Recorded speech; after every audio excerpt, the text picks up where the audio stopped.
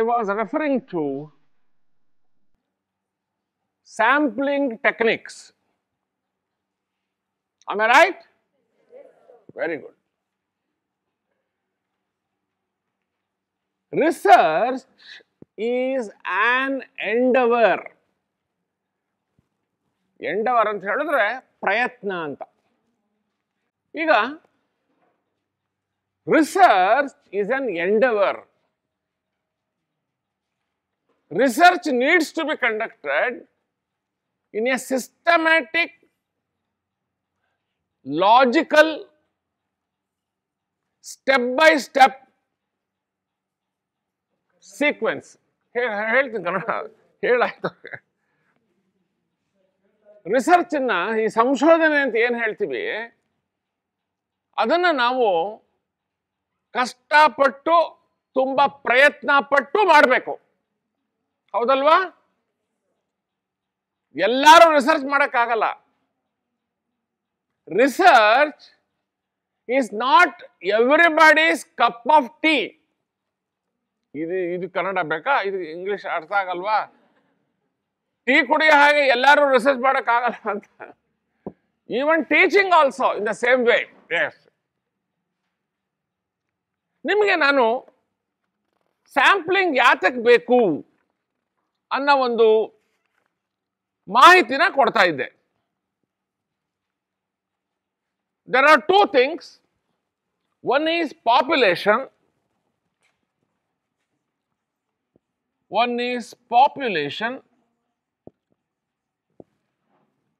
Another one is sample. ಹೌದಲ್ವಾ? ಈಗ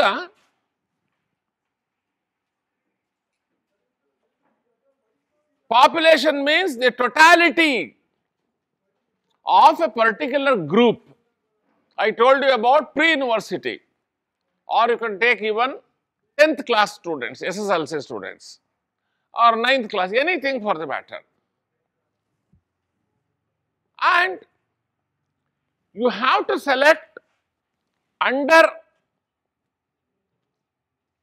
probability sampling technique. ಈ ಪೆನ್ಗಳ ಕರೆಕ್ಟಾಗಿ ಬರೆಯಲ್ವಲ್ಲಪ್ಪ ಇದು.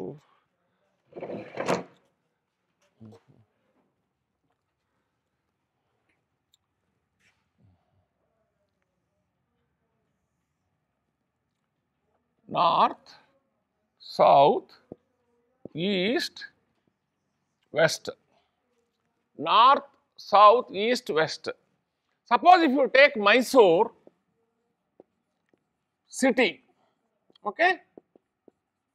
In Mysore city also you will find out North, South, East and West. Am I right? So if you want a probability sampling technique,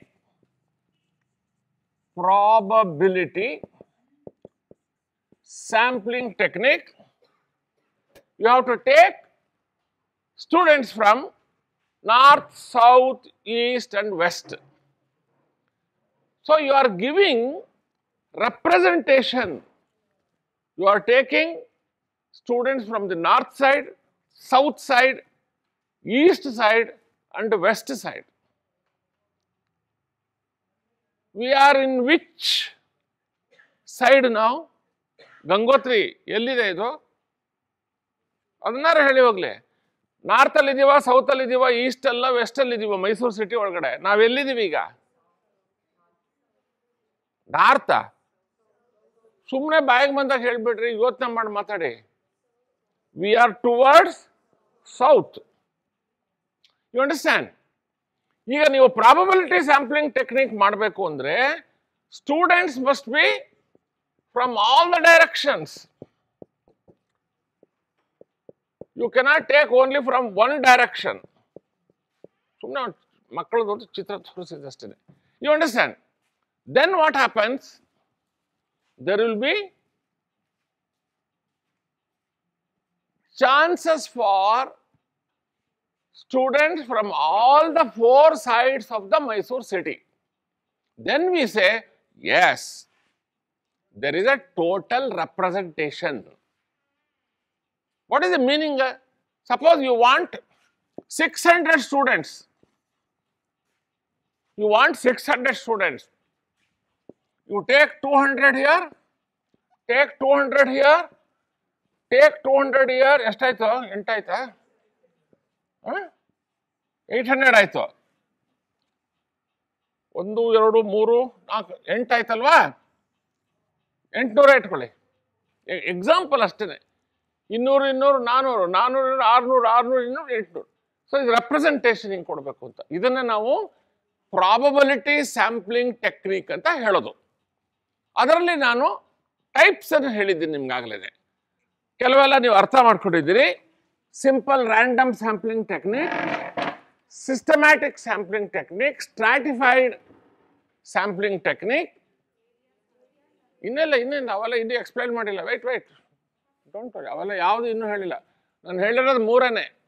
ಒಂದು simple random sampling technique, ಎರಡನೇದು stratified random sampling technique, ಮೂರನೇದು systematic sampling. ಅದನ್ನು ನೀವು ಅರ್ಥ ಮಾಡ್ಕೊಂಡಿದ್ದೀರಿ. ಅಲ್ಲೇನಾರ doubt ಇದ್ರೆ ಕೇಳಿ ಹೇಳ್ತೀನಿ ಒಂದ್ಸಲ. ಸಿಸ್ಟಮ್ಯಾಟಿಕ್ ಅಂದ್ರೆ ಏನು, ಸ್ಯಾಂಪ್ಲಿಂಗ್ ಟೆಕ್ನಿಕ್ ಅಂದ್ರೆ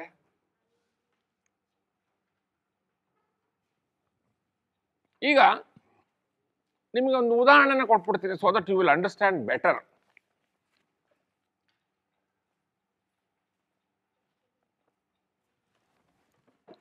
ಒಂದು ಫಾರ್ಮುಲಾ ಇದೆ ಸಿಸ್ಟಮ್ಯಾಟಿಕ್ ಸ್ಯಾಂಪ್ಲಿಂಗ್ ಟೆಕ್ನಿಕ್ಗೆ. ಕೆ, ದಯವಿಟ್ಟು ನೋಟ್ ಮಾಡ್ಕೊಳ್ಳಿ, K is equal to capital N by N. ಇದು ಸಿಸ್ಟಮ್ಯಾಟಿಕ್ ಸ್ಯಾಂಪ್ಲಿಂಗ್ ಟೆಕ್ನಿಕ್ಗೆ ಉದಾಹರಣೆ. ಹೇಗೆ ಅಂತ ಹೇಳ್ತೀನಿ. ಈಗ there are 120 houses in a homogeneous way. ಎಲ್ಲ ಒಂದೇ ತರ 120 ಮನೆ ಇದೆ. ಆಯ್ತಾ? ನಿಮಗೆ ಈಗ ಬೇಕಾಗಿರೋದು ಕೇವಲ 8 ಮನೆ ತಗೋಬೇಕು. ನೀವು ಸಿಸ್ಟಮ್ಯಾಟಿಕ್ ಸ್ಯಾಂಪಲಿಂಗ್ ಉದಾಹರಣೆ ಅಷ್ಟೇ ಇದೆ. 8 ಮನೆ ತಗೋಬೇಕು. 120 by 8 is equal to ಎಷ್ಟು? 15. ಸೊ 200 ಮನೆಯಲ್ಲಿ ಫಸ್ಟ್ 15ನೇದು ಮನೆ ತಗೋಬೇಕು. ಆಮೇಲೆ 15 ಆದ್ಮೇಲೆ ಎಷ್ಟು? ಡಬಲ್ ಹೇಳ್ರಿ ಕರೆಕ್ಟಾಗಿ. 30, ಆಮೇಲೆ 45, ಆಮೇಲೆ ಹಾಗೆ ಮಾಡ್ಕೊಂಡು ಹೋಗಿ 8 ಮನೆನ ನೀವು ಸೆಲೆಕ್ಟ್ ಮಾಡ್ಕೋಬೇಕು. 8 houses you will going to select.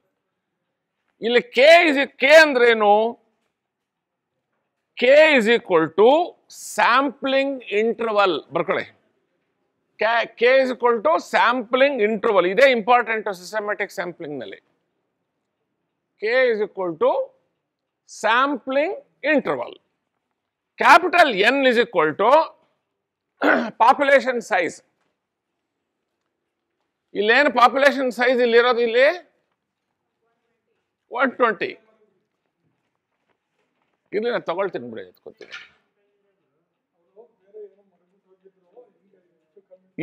Formula K ಅಂತ ಹೇಳಿದ್ರೆ population interval, small N is equal to sample size. ನಿಮ್ಗೆ ಎಷ್ಟು ಬೇಕಾಗಿರೋದು? 8 ಮನೆ ಬೇಕು. ಟೋಟಲ್ ಮನೆ ಇರೋದು N 120. You understand? So this is called systematic sampling. ಯಾಕೆ ಎಕೋ ಆಗುತ್ತಲ್ಲ? ಸರಿ ಸರಿ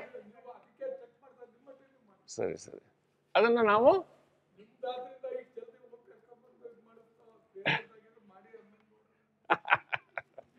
ನಮ್ ಗೌಡ್ರು ಅನ್ನೋದು ಅದಕ್ಕೇನೆ. ಹೊಡಿರಿ ಚಪ್ಪಾಳೆ ಗೌಡ್ರಿಗೆ. ಇಲ್ಲ ಈಸ್ ಹೈಲಿ ಡೆಡಿಕೇಟೆಡ್ ಪರ್ಸನ್. ಅವರ ಜೊತೆಯಲ್ಲಿ ನನ್ನ ಒಡನಾಟ ಹೆಚ್ಚು ಕಡಿಮೆ 3.5 ಡಿಕೇಡ್, 35 ವರ್ಷದಿಂದ ಇದೆ, ನೆನ್ನೆ ಮೊನ್ನೆ ಅಲ್ಲ. He is like my younger brother. Yes, 100ಕ್ಕೆ 100 ಸತ್ಯ.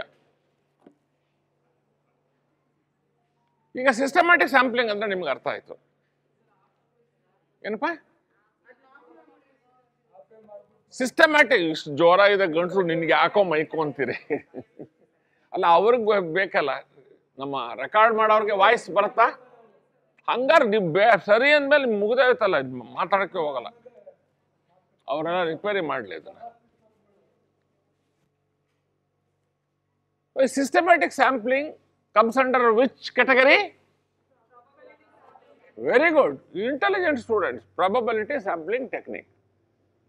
ನಾನು ನಿಮ್ಗೆ ಇನ್ನೊಂದನ್ನು ಹೇಳಿದೆ, ಸಿಂಪಲ್ ರ್ಯಾಂಡಮ್ ಸ್ಯಾಂಪ್ಲಿಂಗ್ ಟೆಕ್ನಿಕ್. ಇದನ್ನ ನೀವು ಅರ್ಥ ಮಾಡ್ಕೊಂಡ್ರೆ ಮಿಕ್ಕಿದ್ದು ಯಾವುದೇ ಟೆಕ್ನಿಕ್ ಬಂದ್ರೂ ಇದನ್ನೇ ಫಾಲೋ ಮಾಡೋದು ಫೈನಲ್ ಆಗಿ.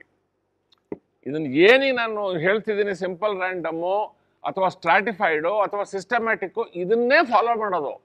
ಬೇರೆ ಬೇರೆ ಹೆಸರಿನಲ್ಲಿ ಅದರ ಹೇಳ್ತೀನಿ, ಅದರ ರೂಪರೇಷೆಗಳು ಏನಿದೆ ಅನ್ನೋದನ್ನು ಹೇಳ್ಕೊಡ್ತೀನಿ. ಈಗ ಮಕ್ಕಳ ಅಂದ್ರೆ ತಪ್ಪೇನಿಲ್ಲ ಬಿಡಿ, ನನ್ನ ವಯಸ್ಸಿಗೆ ನೀವು ಮಕ್ಕಳೇ. ಡಿಯರ್ ಸ್ಟೂಡೆಂಟ್ಸ್ ಅಂದ್ಬಿಟ್ರೆ ಸಾಕು, ಬೆಸ್ಟು. ಈಗ ಏನಾಗುತ್ತೆ ಅಂತ ಹೇಳಿದ್ರೆ, ಈ ಪ್ರಾಬಬಿಲಿಟಿ ಸ್ಯಾಂಪ್ಲಿಂಗ್ನಲ್ಲಿ ನಮಗೆ ಗೊತ್ತಾಗಿದೆ.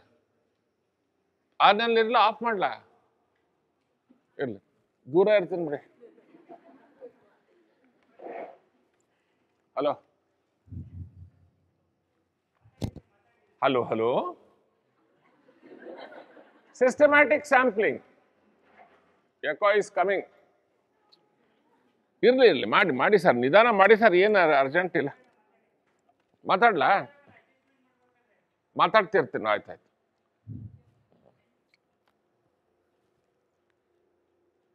ಈಗ ನಿಮಗೆ next important thing which I want to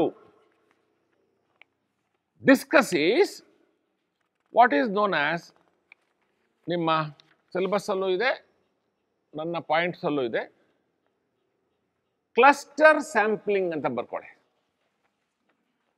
cluster sampling ಹಾಗಂದ್ರೆ ಏನು ಅನ್ನೋದನ್ನ ಹೇಳ್ಕೊಡ್ತೀನಿ ಈಗ.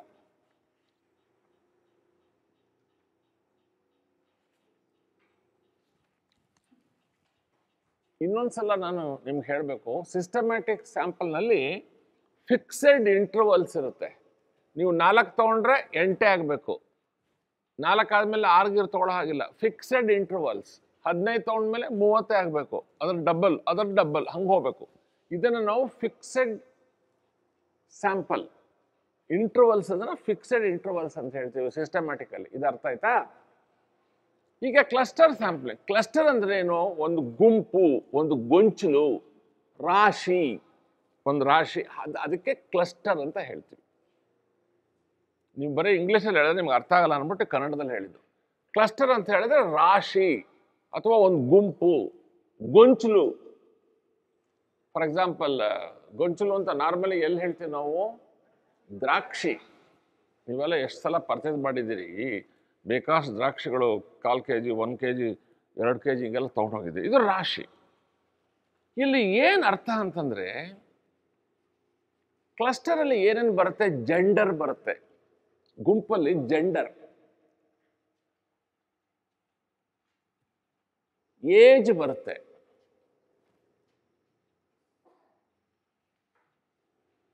ರೂರಲ್ ಅರ್ಬನ್ನೋ ಬರುತ್ತೆ. ಹೌದ್ ತಾನೆ? ಈಗ ಉದಾಹರಣೆಗೆ ಇಲ್ಲಿ this is not a homogeneous group. ಎಲ್ಲ ಒಂದೇ ವಯಸ್ಸಿನವ್ರಲ್ಲ. ಹೋಮೋಜೆನಿಯಸ್ ಅಂದ್ರೆ ಎಲ್ಲರೂ ಒಂದೇ ವಯಸ್ಸಿನವ್ರಿಗೆ ಹೋಮೋಜೆನಿಯಸ್ ಅಂತ ಕರೆಯೋದು. ನೀವೆಲ್ಲರೂ ಒಂದೇ ವಯಸ್ಸಿನವ್ರಲ್ಲ. ಅವಾಗ ನಾನೇನು ಮಾಡ್ತೀನಿ, 20 ರಿಂದ 22 ಎಷ್ಟು ಜನ ಇದ್ದೀರಿ? ಕೈ ಎತ್ತಿ, ಏನು ತೊಂದರೆ ಇಲ್ಲ, ಹೆದರ್ಕೊಳ್ಳೋದೇನ. ಎಷ್ಟೋ ಒಂದು ಇದ್ದೀರಿ? ಒಂದು 6 ಜನ ಇದ್ದೀರಿ. 22 ರಿಂದ 24 ಇದ್ದೀರಿ. 2 ಸಲ ಎತ್ತಿದ್ರು ಇವರು. ಓಕೆ, ಅಷ್ಟೊಳಗೆ ಲಿಮಿಟ್ ಆಗಬೇಕು, 2 ಸಲ ಎತ್ತಬಾರ್ದು ಪ್ಲೀಸ್. ಆಮೇಲೆ 24 ರಿಂದ 26 ಇರ್ತಾರೆ. ಸರಿ. ಆಮೇಲೆ ಅಷ್ಟೇ ಅನ್ಸುತ್ತೆ. 26 ರಿಂದ 28 ಯಾರೂ ಇಲ್ಲ, ಎಲ್ಲ ಚಿಕ್ಕವರೇ ಇದಾರ? ಯಾರು ಇಲ್ಲ. ಯಾಕಿದ್ದೀರಿ? ಇನ್ನೇನು ಚಿಕ್ಕ ಹುಡುಗರು ನೀವು, ಇನ್ನು ಮಕ್ಕಳು. ಅದೇ ಎಲಿಮೆಂಟ್ರಿ ಸ್ಕೂಲ್ಗೆ ಹೋದ್ರೆ ಕ್ಲಾಸ್ 1 ತಗೊಳ್ಳಿ, ಎಲ್ಲ ಒಂದೇ ವಯಸ್ಸಿನವು, 6 ವರ್ಷ, ಎಲ್ಲ 6 ವರ್ಷ.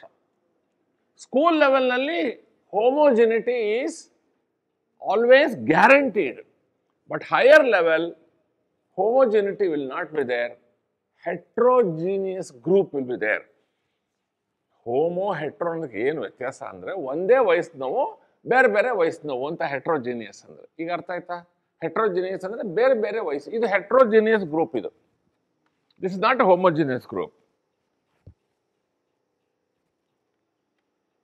ಈಗ 70+ ಯಾರಿದ್ದೀರಿ? ನಾನೇ ಕೈತು. ಅದ ಗ್ರೂಪ್ಗಳಿಗೆ ಹೇಳಿದೆ ಹೆಂಗೆ? ಇದು ರಾಶಿ. ಇದರಲ್ಲಿ ನೀವು ಉದಾಹರಣೆಗೆ you want to find out the level of understanding. ಏನು ಮಕ್ಕಳು ಅರ್ಥ ಮಾಡ್ಕೊಂಡಿದ್ದಾರೆ ನಾಲೆಡ್ಜಿಗೆ ಸಂಬಂಧಪಟ್ಟಂಗೆ, ಆಟಿಟ್ಯೂಡ್ಗೆ ಸಂಬಂಧಪಟ್ಟಂಗೆ ಅಂತ ಹೇಳಿದಾಗ ನೀವು ಒಂದೊಂದು ಗ್ರೂಪ್ ತಗೋಬೋದು. ಎಂತೆಂಥ ಗ್ರೂಪು? ಪ್ರೈವೇಟ್ ಸ್ಕೂಲ್ ಗ್ರೂಪು, ಅದೊಂದು ರಾಶಿ. Private school, government school, private aided schools, private unaided schools. ಆಯಿತಾ? ಸ್ಕೂಲಲ್ಲಿ ವೆರೈಟೀಸ್ ಇದೆ. ಡೆಮಾನ್ಸ್ಟ್ರೇಷನ್ ಸ್ಕೂಲ್ ನಮ್ಮ ಇನ್ಸ್ಟಿಟ್ಯೂಟಲ್ಲಿರೋದು. ಆಮೇಲೆ Tibetan school, army school, military school, atomic energy school. Okay, Ayyappa ಹತ್ರ ಹೋದ್ನಲ್ಲ, ಹುಷಾರ್ ಅಂತೆ. ಆಮೇಲಿಂದ ಟಿಬೇಟಿಯನ್ ಸ್ಕೂಲ್, ಇಲ್ಲೊಂದು ಟಿಬೇಟಿಯನ್ ಸ್ಕೂಲ್ ಇದೆ, ಮೊರಾರ್ಜಿ ಸ್ಕೂಲ್ ಇದೆ, ನವೋದಯ ಇದೆ, KVS ಇದೆ. ಹೇಳೋ ನೀನು? Sainik school. Very good. Varieties of schools. ನೀವೇನಾದ್ರು ಕಂಪೇರ್ ಮಾಡಬೇಕು, ರೆಸಿಡೆನ್ಷಿಯಲ್ ಸ್ಕೂಲ್ ವರ್ಸಸ್ ನಾನ್ ರೆಸಿಡೆನ್ಷಿಯಲ್ ಸ್ಕೂಲು ತಗೋಬೋದು. ಅವು ಕ್ಲಸ್ಟರ್ಸ್ ತಗೊಳ್ಳೋದು, ಗುಂಪು ತಗೊಂಡು ತಿರುಗಿ ಎಷ್ಟು ಜನ ಬೇಕು ಅನ್ನೋದನ್ನ ಇದೇ ಥರ ಹಾಕ್ಕೋಬೇಕು. ನಾರ್ತು, ಈಸ್ಟು, ವೆಸ್ಟು, ಸೌತು ಆ ಕೆಟಗರಿದಲ್ಲೇ ತಗೊಂಡು ನೀವು ಪಾಪ್ಯುಲೇಷನ್ನ ನೋಡಿ ಸ್ಯಾಂಪಲ್ನ ಡ್ರಾ ಮಾಡಬೇಕು. ಈಗ ಅರ್ಥ ಆಯ್ತಾ?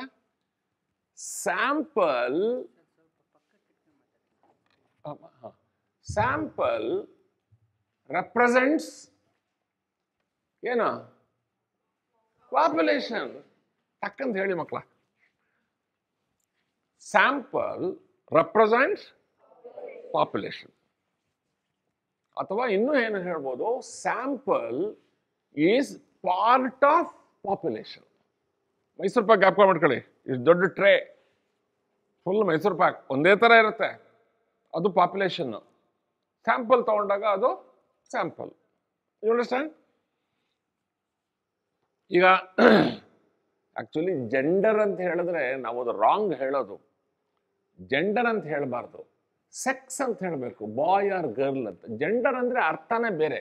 ನಾವೆಲ್ಲ ಏನು ತಿಳ್ಕೊಂಡ್ಬಿಡ್ತೀವಿ, ಜೆಂಡರ್ ಅಂದರೆ ಹುಡುಗ ಹುಡುಗಿ ಅಂತ. ಅಲ್ಲ, ರೋಲ್ ಅದು. ಜೆಂಡರ್ ಅನ್ನೋದು ರೋಲ್. ಉದಾಹರಣೆಗೆ ಮನೆ ಮುಂದೆ ರಂಗೋಲೆ ಬಿಡಬೇಕು. ಅಯ್ಯೋ ಇದು ಹೆಂಗಸ್ರದ್ದೇನೆ ರೋಲ್ ಅಂದರೆ ರಾಂಗ್. ನಿಮ್ಗೆ ಹೇಳ್ದೆ ಅನ್ಸುತ್ತೆ ಅವತ್ತು. ನನ್ನ ವೈಫ್ ಹುಷಾರಿಲ್ಲ ಅಂದರೆ ನಾನೇ ರಂಗೋಲಿ ಹಾಕ್ತೀನಿ ಮನೆ ಮುಂದೆ.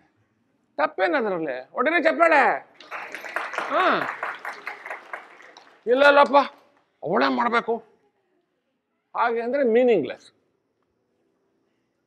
ಒಂದು 7-8 ವರ್ಷದಿಂದ ನಮ್ಮ ಸ್ಟೂಡೆಂಟ್ ಒಬ್ಬ ಮದುವೆ ಆದ. ಒಳ್ಳೆ ಹುಡುಗನೇ. ನೀವು ಎಲ್ಲ ಒಳ್ಳೆಯವ್ರೆ, ನಾನು ಒಳ್ಳೆಯವ್ರು, ತುಂಬ ಸೂಪರ್ ಒಳ್ಳೆಯವರು. ಆಮೇಲೆ ಸುಮ್ಮನೆ ಕೇಳಿದೆ ಮದುವೆ ಆದ್ಮೇಲೆ, ಏನಪ್ಪ ಹೇಗಿದೆ, how is your married life, how are you helping your W in the kitchen ಅಂತ ಕೇಳಿದೆ. ಹಾಂ, no sir, kitchen is her department. ನಾನು ಏನಪ್ಪ, ಈಸ್ ಇಟ್ ಫಿಸಿಕ್ಸ್ ಕೆಮಿಸ್ಟ್ರಿ ಡಿಪಾರ್ಟ್ಮೆಂಟಾ? You should go and assist her. ಯಾವಾಗಲೂ H&W ಶುಡ್ ಶೇರ್, ಹೆಲ್ಪ್ ಎಲ್ಲ ಮಾಡಬೇಕು. ಅಡುಗೆ ಮಾಡ್ಕಬ್ಬ, ನಾನು ಮೇಲೆ ಒಂದು ತಲಕಾಯಿ, ಅದೆಲ್ಲ wrong. You must always make a comfortable living that is possible only when you have a proper understanding. ನೋಡಿ, understanding is just like a bridge. ಅಲ್ವೇನಪ್ಪ? Bridge, H-O-W, understanding. They go. ಬ್ರಿಡ್ಜೇ ಇಲ್ಲ, ದಬಕಂದು ಬಿದ್ದೋಯ್ತಾರೆ ನಿಲ್ಲಕ್ಕೆ. ಅದಾಗಬಾರ್ದು. ಆಯ್ತಾ? ಇನ್ನೊಂದ್ಸಲ ಚಪ್ಪಾಳೆ ಹೊಟ್ಬಿಡಿ, ಕಷ್ಟಪಟ್ಟಿದ್ದಾರೆ ಅವರು. Very good.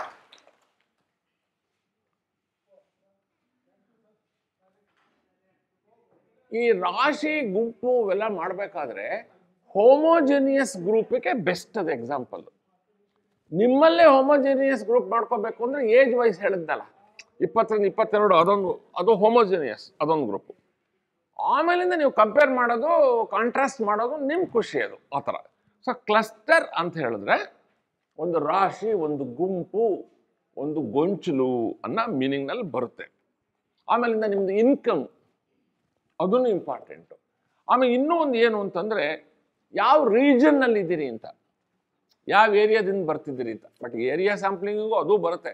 C there is no water tight compartments, ಹಿಂಗೆ ಇರಬೇಕು ಅಂತ ಏನಿಲ್ಲ.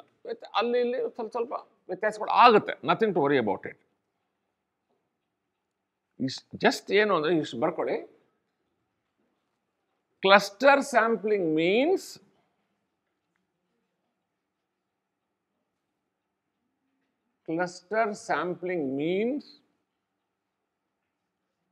total population is divided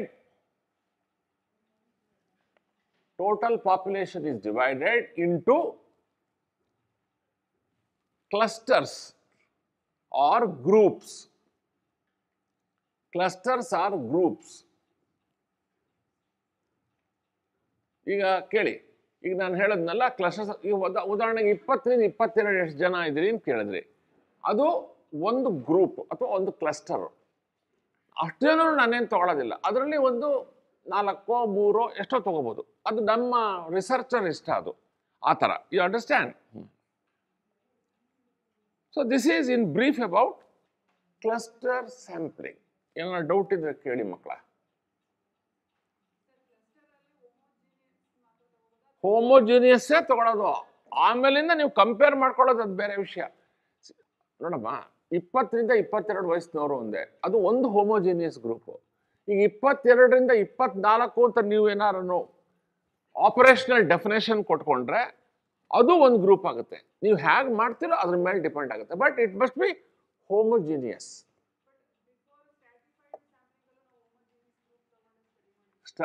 ಒಂದು ನಿಮಿಷ, ಒಳ್ಳೆ ಕ್ವಶನ್ ಇದು.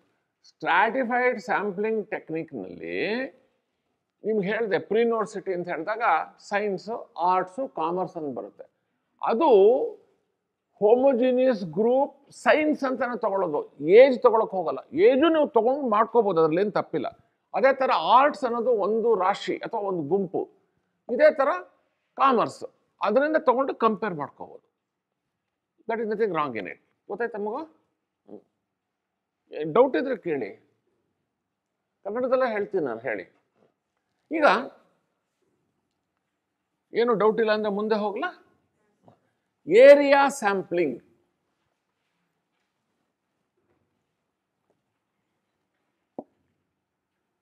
ಇದನ್ನ ನಾವು ಜಿಯೋಗ್ರಾಫಿಕಲ್ ಸ್ಯಾಂಪ್ಲಿಂಗ್ ಅಂತಾನು ಹೇಳ್ತೀವಿ. ಜಿಯೋಗ್ರಾಫಿಕಲ್ ಅಂದ್ರೆ ಗೊತ್ತಾಗತ್ತಲ್ಲ. ಏರಿಯಾ ಅಂದ್ರೇನು? Urban area, rural area, semi urban area, semi rural area, ಇದನ್ನು ನಾವು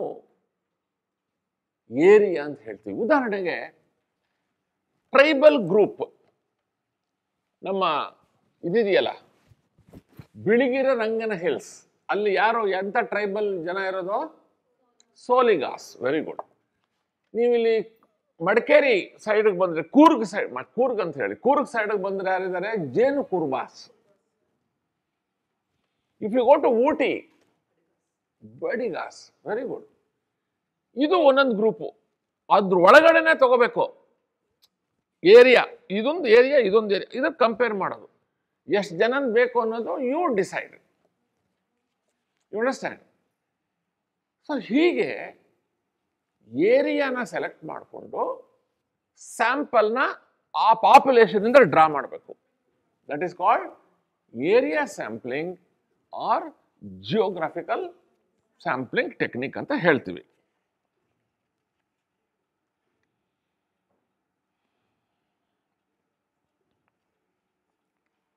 ಈಗ ನಿಮಗೆ ಕ್ಲಸ್ಟರ್ ಸ್ಯಾಂಪ್ಲಿಂಗ್ ನಲ್ಲಿ ಇನ್ನೂ ಒಂದು ಉದಾಹರಣೆ ಏನು ಕೊಡಬಹುದು ಅಂದ್ರೆ, ಈಗ ಮಾಲ್ಗಳಿರುತ್ತೆ, ದೊಡ್ಡ ದೊಡ್ಡ ಮಾಲ್ಗಳು, ಅಲ್ಲಿ varieties of items are there. ನಿಮಗೆ ಗೊತ್ತದು. ಯಾರು ಹೆಚ್ಚು ಜನ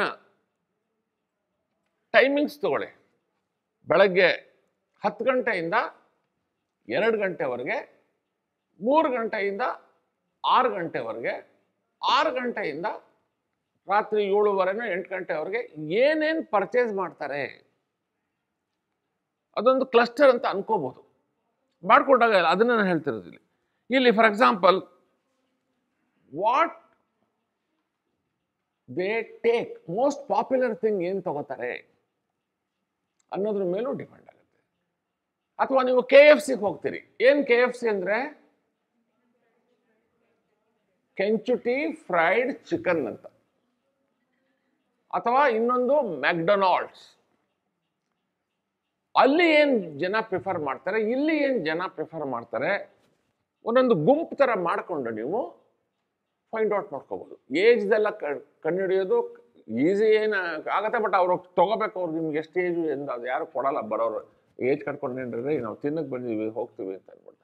ಬಟ್ ಯಾರು ಬರ್ತಾರೆ, how many males, how many females, even how many transgenders, ಅವರು ಇಂಪಾರ್ಟೆಂಟು. ಇವತ್ತಿನ ದಿವಸದಲ್ಲಿ ಟ್ರಾನ್ಸ್ಜೆಂಡರ್ ಮಂಗಳಮುಖಿಗಳು ಅದನ್ನು ನಾವು ಕನ್ಸಿಡರ್ ಮಾಡ್ತೀವಿ, ಹೌದು ತಾನೆ?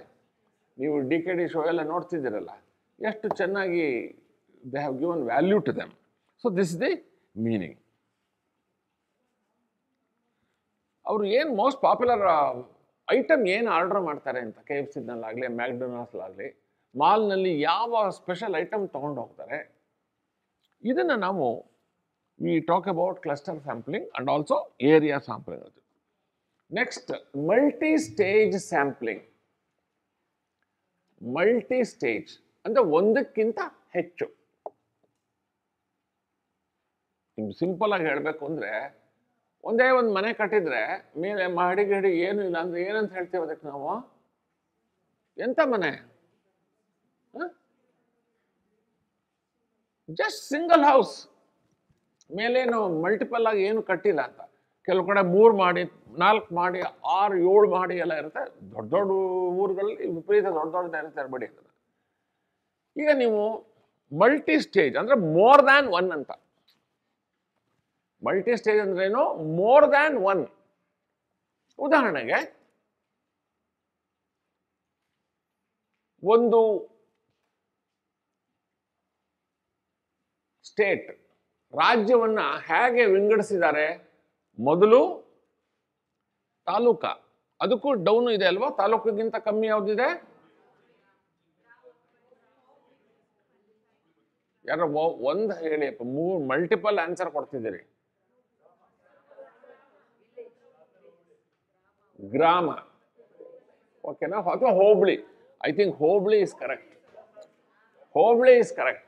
ಹೋಬಳಿ, ತಾಲೂಕ, ಆಮೇಲೆ ಡಿಸ್ಟ್ರಿಕ್ಟ್ ಅಲ್ವಾ? ಇದು ಮಲ್ಟಿ ಸ್ಟೇಜ್. ನೀವೇನೋ ಒಂದು ಫೈಂಡ್ ಔಟ್ ಮಾಡಬೇಕು.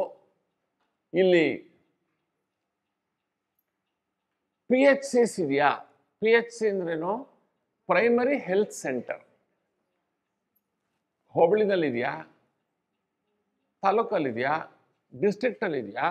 ಇದು ಒಂದು ರಾಜ್ಯಕ್ಕೆ ಸಂಬಂಧಪಟ್ಟಿದ್ದು. ಕಂಪ್ಲೀಟ್ ರಾಜ್ಯನೂ ತಗೋಬಹುದು, ಇಡೀ ಕರ್ನಾಟಕನೇ ತಗೊಂಡು ನೀವು ಸ್ಟಡಿ ಮಾಡ್ಬೋದು. ಒಂದೊಂದಾಗಿ ಫಸ್ಟು ಹೋಬಳಿ ಲೆವೆಲ್ನಲ್ಲಿ ತಗೊಳ್ಳಿ, ಅದು ಒಂದು ಸ್ಟೇಜ್.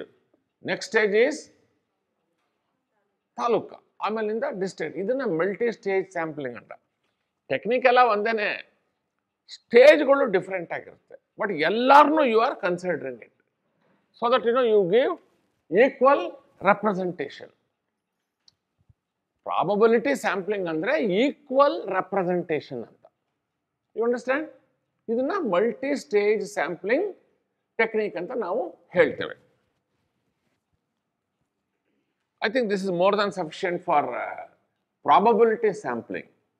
ಈಗ non probability sampling technique, next heading ಬರೀರಿ, NON dash probability sampling, non probability sampling techniques.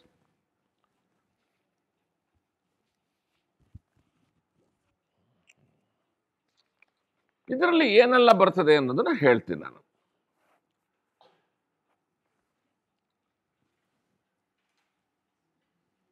The purpose, ಏನು ಪರ್ಪಸ್ಸು ನಾನ್ ಪ್ರಾಬಬಿಲಿಟಿನಲ್ಲಿ ಎಲ್ರಿಗೂ ನೀವು you need not give equal representation.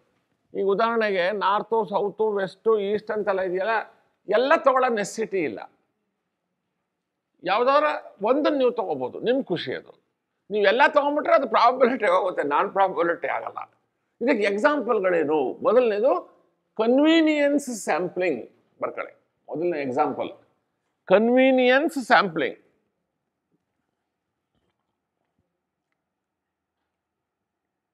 ಉದಾಹರಣೆಗೆ ನಾನು ಗಂಗೋತ್ರಿ ಲೇಔಟಲ್ಲಿ ನಂದು ವಾಸ, ಮಾರುತಿ ಟೆಂಪಲ್ ಇಂದ ಜಸ್ಟ್ ಮೇಲೆ ಥರ್ಡ್ ಮೈನ್ ಓಕೆ ಮೇಲೆ ಬಿಸಿಲು ಮಾರಮ್ಮನ ಟೆಂಪಲ್ ಹತ್ತತ್ರಕ್ಕೆ ಇದೆ ನನ್ನ ಮನೆ.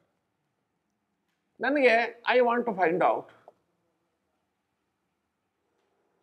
ಈ ಮಕ್ಕಳದು ಪ್ರೋಗ್ರೆಸ್ ಏನೇನು ಆಗ್ತಾ ಇದೆ. ಗೌರ್ಮೆಂಟ್ ಸ್ಕೂಲ್ ಇರ್ಬೋದು, ಪ್ರೈವೇಟ್ ಸ್ಕೂಲ್ ಇರ್ಬೋದು, ಏಡೆಡ್ ಇರ್ಬೋದು, ಅನ್ಏಡೆಡ್ ಇರ್ಬೋದು, ಒಂದು ಸುತ್ತಮುತ್ತ ನನಗೆ ಕನ್ವೀನಿಯೆಂಟ್ ಆಗಿರೋ ಶಾಲೆ ನಾನು ಹೋಗಿ ನಡ್ಕೊಂಡೆ ಹೋಗ್ಬೋದು, ಮಾಡ್ಕೊಂಡು ಡೇಟಾ ಕಲೆಕ್ಟ್ ಮಾಡ್ಕೊಂಡು ಬಂದ್ಬಿಡ್ಬೋದು. ಅವಾಗ ಏನಾಗುತ್ತೆ, it is not representing the entire Mysuru city, only ಈ ಜಾಗ ಮಾತ್ರ. ಅದನ್ನು ನಾವು ಕನ್ವೀನಿಯನ್ಸ್ ಸ್ಯಾಂಪ್ಲಿಂಗ್, ನನ್ನ ರಿಸರ್ಚರ್ ಕನ್ವೀನಿಯನ್ಸ್ ಅದು. ಅರ್ಥವಾಯ್ತಾ? ಕನ್ವೀನಿಯನ್ಸ್ ಅಂದ್ರೆ ಏನು ಗೊತ್ತಾ? ಕನ್ವೀನಿಯನ್ಸ್ ಅಂದ್ರೇನು, ನನಗೆ ಯಾವುದು ಹತ್ರ ಇದೆಯೋ ನಾನು ತುಂಬ ಕಷ್ಟಪಡೋಕ್ಕೆ ಹೋಗಲ್ಲ. ಇಡೀ ನಾನು ಕೆಸರೆಯಿಂದ ಹಿಡಿದು ಅಲ್ಲೆಲ್ಲ ಹೋಗೋಕ್ಕಾಗಲ್ಲ. ನಂಗೆ ಸಾಕು ಇಷ್ಟೇ ಜಾಗ, ನನ್ನ ಪರ್ಪಸ್ ಇಷ್ಟೇ ಇದು. ಅದಕ್ಕೆ ಪರ್ಪಸ್ಫುಲ್ ಸ್ಯಾಂಪ್ಲಿಂಗ್ ಟೆಕ್ನಿಕ್ ಅಂತಲೂ ಹೇಳ್ತಾರೆ. ಮೈ ಪರ್ಪಸ್ ಇಸ್ ಲಿಮಿಟೆಡ್. ಆ ಲಿಮಿಟೆಡ್ ಅಷ್ಟೊಳಗೆ ನಂಗೆ ಇದು ಸಿಗುತ್ತೆ ಸಾಕು ಅಂದರೆ ಕನ್ವೀನಿಯನ್ಸ್ ಸ್ಯಾಂಪ್ಲಿಂಗ್ ಅಂತ ಕೇಳ್ತಾರೆ. Any doubt? ನಿಮ್ಮ ಕನ್ವೀನಿಯನ್ಸ್ ಅಷ್ಟೇ ರೀ. ನಾನು ಯಾಕ್ರಿ ವೆಹಿಕಲಲ್ಲ ಅಷ್ಟು ದೂರ ಎಲ್ಲ ಹೋಗ್ಬೇಕು, ಇಲ್ಲೇ ಸಾಕ್ರಿ, ಸ್ಕೂಟ್ರಲ್ಲೇ ಹೋಗಿ ಬಂದ್ಬಿಡ್ತೀನಿ, ಅಷ್ಟು ದೂರ ಪೆಟ್ರೋಲ್ ಖರ್ಚು ಮಾಡ್ಬೋದು ಅಂತಂದ್ರೆ ಮಿಕ್ಕಿದ್ದೆಲ್ಲ ಸೇಮೇನೆ. ಹೇಗೆ ನೀವು ಸ್ಯಾಂಪಲ್ ಡ್ರಾ ಮಾಡ್ತೀರಿ ಅದೆಲ್ಲ one and the same. But ಇಲ್ಲೇನು ಅಂತಂದರೆ ರಿಸ್ಟ್ರಿಕ್ಟೆಡ್ ಏರಿಯಾಗೆ ಹೋಗ್ತಿದ್ದೀರಿ. This is called convenience sampling technique. ಎರಡನೇದು purposive sampling. Purposive sampling same meaning ಇದೆ. ನನ್ನ ಪರ್ಪಸ್ ಇಷ್ಟೇ, ಹುಡುಗರು ಹೆಂಗೆ ಪ್ರೋಗ್ರೆಸ್ ಆಗ್ತಾ ಇದ್ದಾರೆ ಅಕಾಡೆಮಿಕಲಿ ಅಥವಾ in sports, in co curricular activities ಅಂತಾನು ಹೇಳ್ಕೊಬೋದು ನೀವು. ಆ ಪರ್ಪಸ್ಗೋಸ್ಕರ ನಾನು ಇಲ್ಲಿ ಹೋಗ್ತಿದ್ದೀನಿ ಅಂತ. ಅದಕ್ಕೆ ಪರ್ಪಸಿವ್ ಸ್ಯಾಂಪ್ಲಿಂಗ್ ಟೆಕ್ನಿಕ್. ಇದು ಅಷ್ಟೇ, I am not covering the entire area. ನಮ್ಮ ಮನೆ ಹತ್ರ ಯಾವುದು, ನೀವು ಅಕಸ್ಮಾತ್ ಕೆಸರೆ ಹತ್ರನೇ ಇದ್ರೆ ಅದೇ ಏರಿಯಾದಲ್ಲಿ ನೀವು ತಗೋಬೋದು. ಹಾಗೆ ಗೊತ್ತಾಯ್ತಾ? That's the meaning. ಆಮೇಲೆ ಇನ್ನೊಂದು ಟೆಕ್ನಿಕ್ ನೆಕ್ಸ್ಟು ಡೆಲಿಬರೇಟ್ ಸ್ಯಾಂಪ್ಲಿಂಗ್ ಅಂತ. ಡೆಲಿಬರೇಟ್ ಬೇಕಂತಕ್ಕೆ ನಮಗೆ ವಿಷಯ ಗೊತ್ತಾಗಿದೆ, ಈ ಸ್ಕೂಲು, ಇನ್ನೊಂದು ಸ್ಕೂಲು, ಮತ್ತೊಂದು ಸ್ಕೂಲು, ಮಗದೊಂದು ಸ್ಕೂಲು, ಒಂದು 4-5 ಸ್ಕೂಲು ನಂಗೆ ಚೆನ್ನಾಗಿ ಪರಿಚಯ ಇದೆ, ಅದಕ್ಕಾಗಿ ಡೆಲಿಬರೇಟ್ ಆಗಿ ನಾನು ಆ ಸ್ಕೂಲ್ನ ಸೆಲೆಕ್ಟ್ ಮಾಡ್ಕೋತೀನಿ. That is also non probability sampling technique. ಅರ್ಥ ಆಯ್ತಾ ಮಕ್ಕಳ? ಡೆಲಿಬರೇಟ್ ಆಗಿ ತಗೊಳ್ತೀನಿ. ಇನ್ನೊಂದು next technique expert sampling technique. Expert sampling ಅನ್ನಿ ಸಾಕು. Expert sampling. ಈಗ ನಾನೊಬ್ಬ ಎಕ್ಸ್ಪರ್ಟ್ ಎಜುಕೇಷನ್ನಲ್ಲಿ, ಇಡೀ ದೇಶದಲ್ಲೇ ನಾನೊಬ್ಬ ಇಂಪಾರ್ಟೆಂಟ್ ಪರ್ಸನ್. ಯಾಕಂದರೆ this is my 49th year of service as A teacher educator. ನಂಗೆ ಬೇಕಾಷ್ಟು ಜನ ಇದ್ದಾರೆ. ಡಾಕ್ಟರ್ ಪ್ರಹ್ಲಾದ್ ಕೇಳ್ರಿ, ಅವ್ರು ಹೇಳ್ತಾರೆ. ಈ ಪ್ರೆಸ್ನವರೇ ಫೋನ್ ಮಾಡ್ತಾರೆ ನನಗೆ, ಎಡಿಟರ್ಸ್, ಲೋಕಲ್ ಎಡಿಟರ್ಸ್ಗಳು, ನೋಡಿ ಈಗ ಇದಾಗ್ತಿದೆ, ಇದು ವಿಷಯ ನಿಮ್ದೇನು ಅಂತ ಹೇಳಿದ ತಕ್ಷಣ next day they will publish. ಯಾಕಂದರೆ they have considered me as one of the experts. ಬೇಕಾಷ್ಟು ಜನ ಎಕ್ಸ್ಪರ್ಟ್ಸ್ಗಳಿದ್ದಾರೆ. ಸೊ ಎಕ್ಸ್ಪರ್ಟ್ಸ್ನ ಕೇಳ್ಬಿಟ್ಟು, ನೋಡಿ ನನ್ನ ಪರ್ಪಸ್ ಇಷ್ಟಿದೆ, ಈ ಮಿಡ್ ಡೇ ಮೀಲ್ಸ್ ಎಲ್ಲ ಕೊಡ್ತಾ ಇದ್ದಾರಲ್ಲ ಅದೆಲ್ಲ ನಿಜವಾಗ್ಲೂ ಎಷ್ಟು ಮಕ್ಕಳು ನಿಜಕ್ಕೂ ಅದರಿಂದ ಬೆನಿಫಿಟ್ ಆಗಿದೆ, ಅವ್ರದ್ದು ಅಕಾಡೆಮಿಕ್ ಗ್ರೋತ್ ಏನಾಗಿದೆ, ನಿಮಗೆ ರಿಸರ್ಚ್ ಕ್ವಶನ್ನಲ್ಲಿ ಇದನ್ನು ಹೇಳಿದ್ದೆ ಜ್ಞಾಪಕ ಇದೆಯಾ ಅಂತ ಕೇಳಿದಾಗ ಎಕ್ಸ್ಪರ್ಟ್ಸ್ ಹೇಳ್ತಾರೆ, ನೋಡಿ ಸರ್ ಆ ಸ್ಕೂಲು ಇನ್ನೊಂದು 3 ಕಿಲೋಮೀಟರ್ ದೂರದಲ್ಲಿ ಸ್ಕೂಲು, ಇನ್ನೊಂದು ಈ ಕಡೆ ಸ್ಕೂಲ್. ಇವೆಲ್ಲ very good schools. You can go and find out. ಅಲ್ಲೊಂದು ಗೌರ್ಮೆಂಟ್ ಸ್ಕೂಲ್ ಇದೆ, ಅಲ್ಲಿಗೂ ನೀವು ಹೋಗ್ಬೋದು ಅಂತ. ಅದಕ್ಕೆ ಎಕ್ಸ್ಪರ್ಟ್ಸ್ ಹೇಳೋಂಥದ್ದು. ಅದನ್ನು ನಾವು ಎಕ್ಸ್ಪರ್ಟ್ ಸ್ಯಾಂಪ್ಲಿಂಗ್ ಟೆಕ್ನಿಕ್ ಅಂತ ಹೇಳ್ತೀವಿ. ಅರ್ಥ ಆಯ್ತಾ? ಆಮೇಲೆ ನೆಕ್ಸ್ಟ್ ಟೆಕ್ನಿಕ್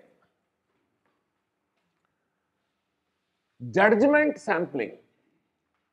ಜಡ್ಜ್ಮೆಂಟ್ ಸ್ಯಾಂಪ್ಲಿಂಗ್ ಇದನ್ನು ಸಹಿತ ಎಕ್ಸ್ಪರ್ಟ್ಸ್ ಇಂದ ಅವರ ವ್ಯೂಸ್ನ ತಗೋಬಹುದು ನೀವು. ಎಕ್ಸ್ಪರ್ಟ್ಗಳು ಏನ್ ಮಾಡ್ತಾರೆ, ದೇ ಆಲ್ಸೋ ಜಡ್ಜ್. ನೀವು as a researcher you can also judge. So you judge which is the best school for you to collect data from the children. ಇದನ್ನು ನಾವೇನು ಹೇಳ್ತೀವಿ, ಜಡ್ಜ್ಮೆಂಟ್ ಸ್ಯಾಂಪ್ಲಿಂಗ್ ಅಂತ ಹೇಳ್ತೀವಿ. You are the judge, you are the ultimate, and you decide which one do you want. ಇದನ್ನ judgement sampling technique ಅಂತ ಹೇಳ್ತಾರೆ. ಗೊತ್ತಾಯ್ತಾ? ಆಮೇಲೆ quota sampling, QUOTA, quota sampling. Quota sampling ಅಂದ್ರೇನು? ಇಲ್ಲೂ ಅಷ್ಟೇ, ನಾವು ಎಲ್ಲ ಈಸ್ಟು ವೆಸ್ಟು ನಾರ್ತು ಸೌತ್ ಎಲ್ಲ ಕಡೆ ಹೋಗಲ್ಲ. ಈ ಒಂದು ಏರಿಯಾದಲ್ಲಿ ನೀವು ಯಾವ ಏರಿಯಾದಲ್ಲಿ ಇದ್ದಾರೆ ಅದನ್ನು ತಗೊಳ್ಳಿ. ಇವರು ಮಕ್ಕಳುಗಳು ಎಷ್ಟು ಜನ ಪ್ರಾಪರ್ ಸೋಷಿಯೋ ಎಕನಾಮಿಕ್ ಸ್ಟೇಟಸ್ ಇಂದ ಬರ್ತಿದ್ದಾರೆ, ಎಷ್ಟು ಜನಕ್ಕೆ ಪೇರೆಂಟಲ್ ಹೆಲ್ಪ್ ಇಲ್ದೇನೆ ಸ್ಲಮ್ ಏರಿಯಾದಿಂದ ಶಾಲೆಗೆ ಬರ್ತಿದ್ದಾರೆ, ಅದೊಂದು ಕೋಟಾ ಅಂತ ಮಾಡ್ಕೊಳ್ಳೋದು. ಒಂದೊಂದು ಕೋಟಾ ಅಂದ್ರೆ ಏನು ಕನ್ನಡದಲ್ಲಿ?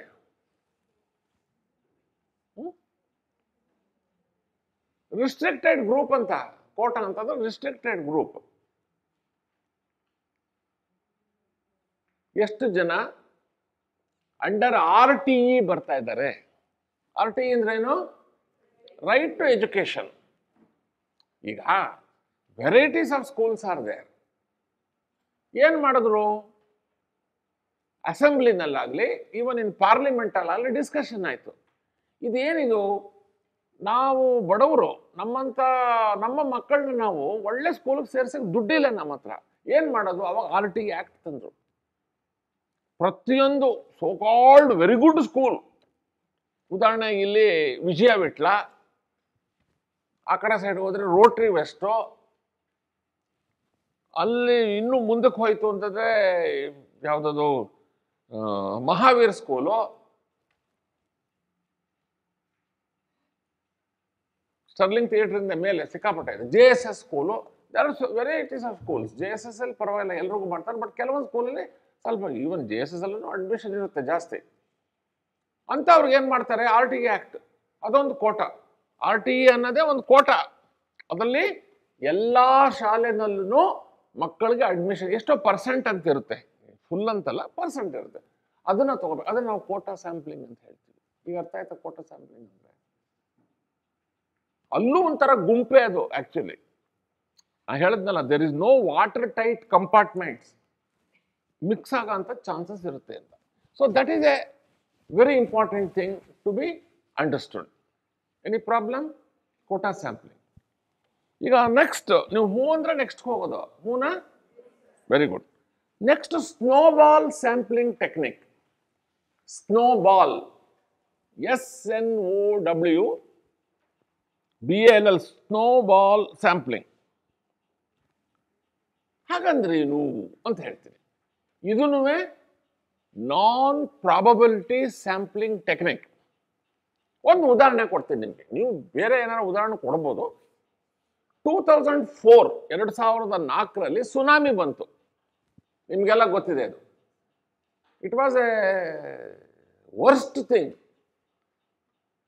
ಸುನಾಮಿ ಬಂದಿದ್ದರಿಂದ ಎಸ್ಪೆಷಲಿ ತಮಿಳ್ನಾಡು ಸೈಡ್, ನಾಗಪಟ್ಟಿಣಂ ಆ ಸೈಡ್ಗಳು, ಆಂಧ್ರ ಹತ್ರ ಕೆಲವು ಕಡೆ ಎಲ್ಲ ಸಿಕ್ಕಾಪಟ್ಟೆ ಪ್ರಾಬ್ಲಮ್ ಆಗೋಯ್ತು. ಅಲ್ಲಿದ್ದವ್ರಿಗೆ ಸುಮಾರು ಜನ ಸತ್ತೋದ್ರು. ಸುಮಾರು ಜನ ಮನೆ ಕಳ್ಕೊಂಡ್ರು, ಎಲ್ಲೆಲ್ಲ ಹೊರಟೋಗಿದ್ದಾರೆ, ಎಲ್ಲೋಗಿದ್ದಾರೆ ಅಂತಾನೆ ಗೊತ್ತಿಲ್ಲ. ನೀವೀಗ you want to find out tsunami affected people ಯಾರಿದ್ದಾರೆ, ಬದುಕಿರೋರು, ಅವ್ರದ್ದು ಏನು ಸಮಸ್ಯೆ ಇದೆ, ಏನು ಕಷ್ಟಗಳನ್ನು ಅವರು ಅನುಭವಿಸ್ತಾ ಇದ್ದಾರೆ, ಅದನ್ನು ನೀವು you want to find out. ನಿಮ್ಮ ರಿಸರ್ಚ್ ಏನು ಬೇಕಾದ್ರೂ ಮಾಡ್ಬೋದು, ನಿಮ್ಮ ಖುಷಿ ಅದು. ಅವಾಗ ಏನು ಮಾಡ್ತೀರಿ, ಇದನ್ನು ನಿಮ್ಮೊಂದು ಪಿಕ್ಟೋರಿಯಲ್ ಆಗಿ ತೋರಿಸ್ತೀನಿ. ಉದಾಹರಣೆಗೆ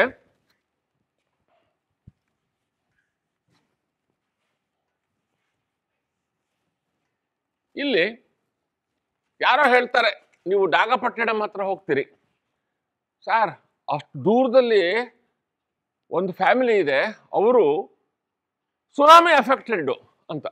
ಇದು ಒಂದು ಚಿಕ್ಕದಾಗಿ ಒಂದು ಇದು ನೀವು ಇಲ್ಲಿ ಒಂದು ಸ್ಯಾಂಪಲ್ ತಗೋತೀರಿ, ಸುಮ್ಮನಿರಲ್ಲ, ನೀವು ಕೇಳ್ತೀರಿ ಇನ್ಯಾರ ಗೊತ್ತಾ ಅಂತ. ಹ್ಞೂ ನಮಗೆ ಗೊತ್ತು, ಇಲ್ಲಿಂದ ಒಂದು 5 ಕಿಲೋಮೀಟರ್ ದೂರದಲ್ಲಿ ಇನ್ನೊಬ್ರಿದ್ದಾರೆ ಅಂತ. ಇನ್ನೊಂದು ಚೂರು ದೊಡ್ಡದಾಗುತ್ತೆ ನಿಮ್ಮ ಸ್ಯಾಂಪಲ್.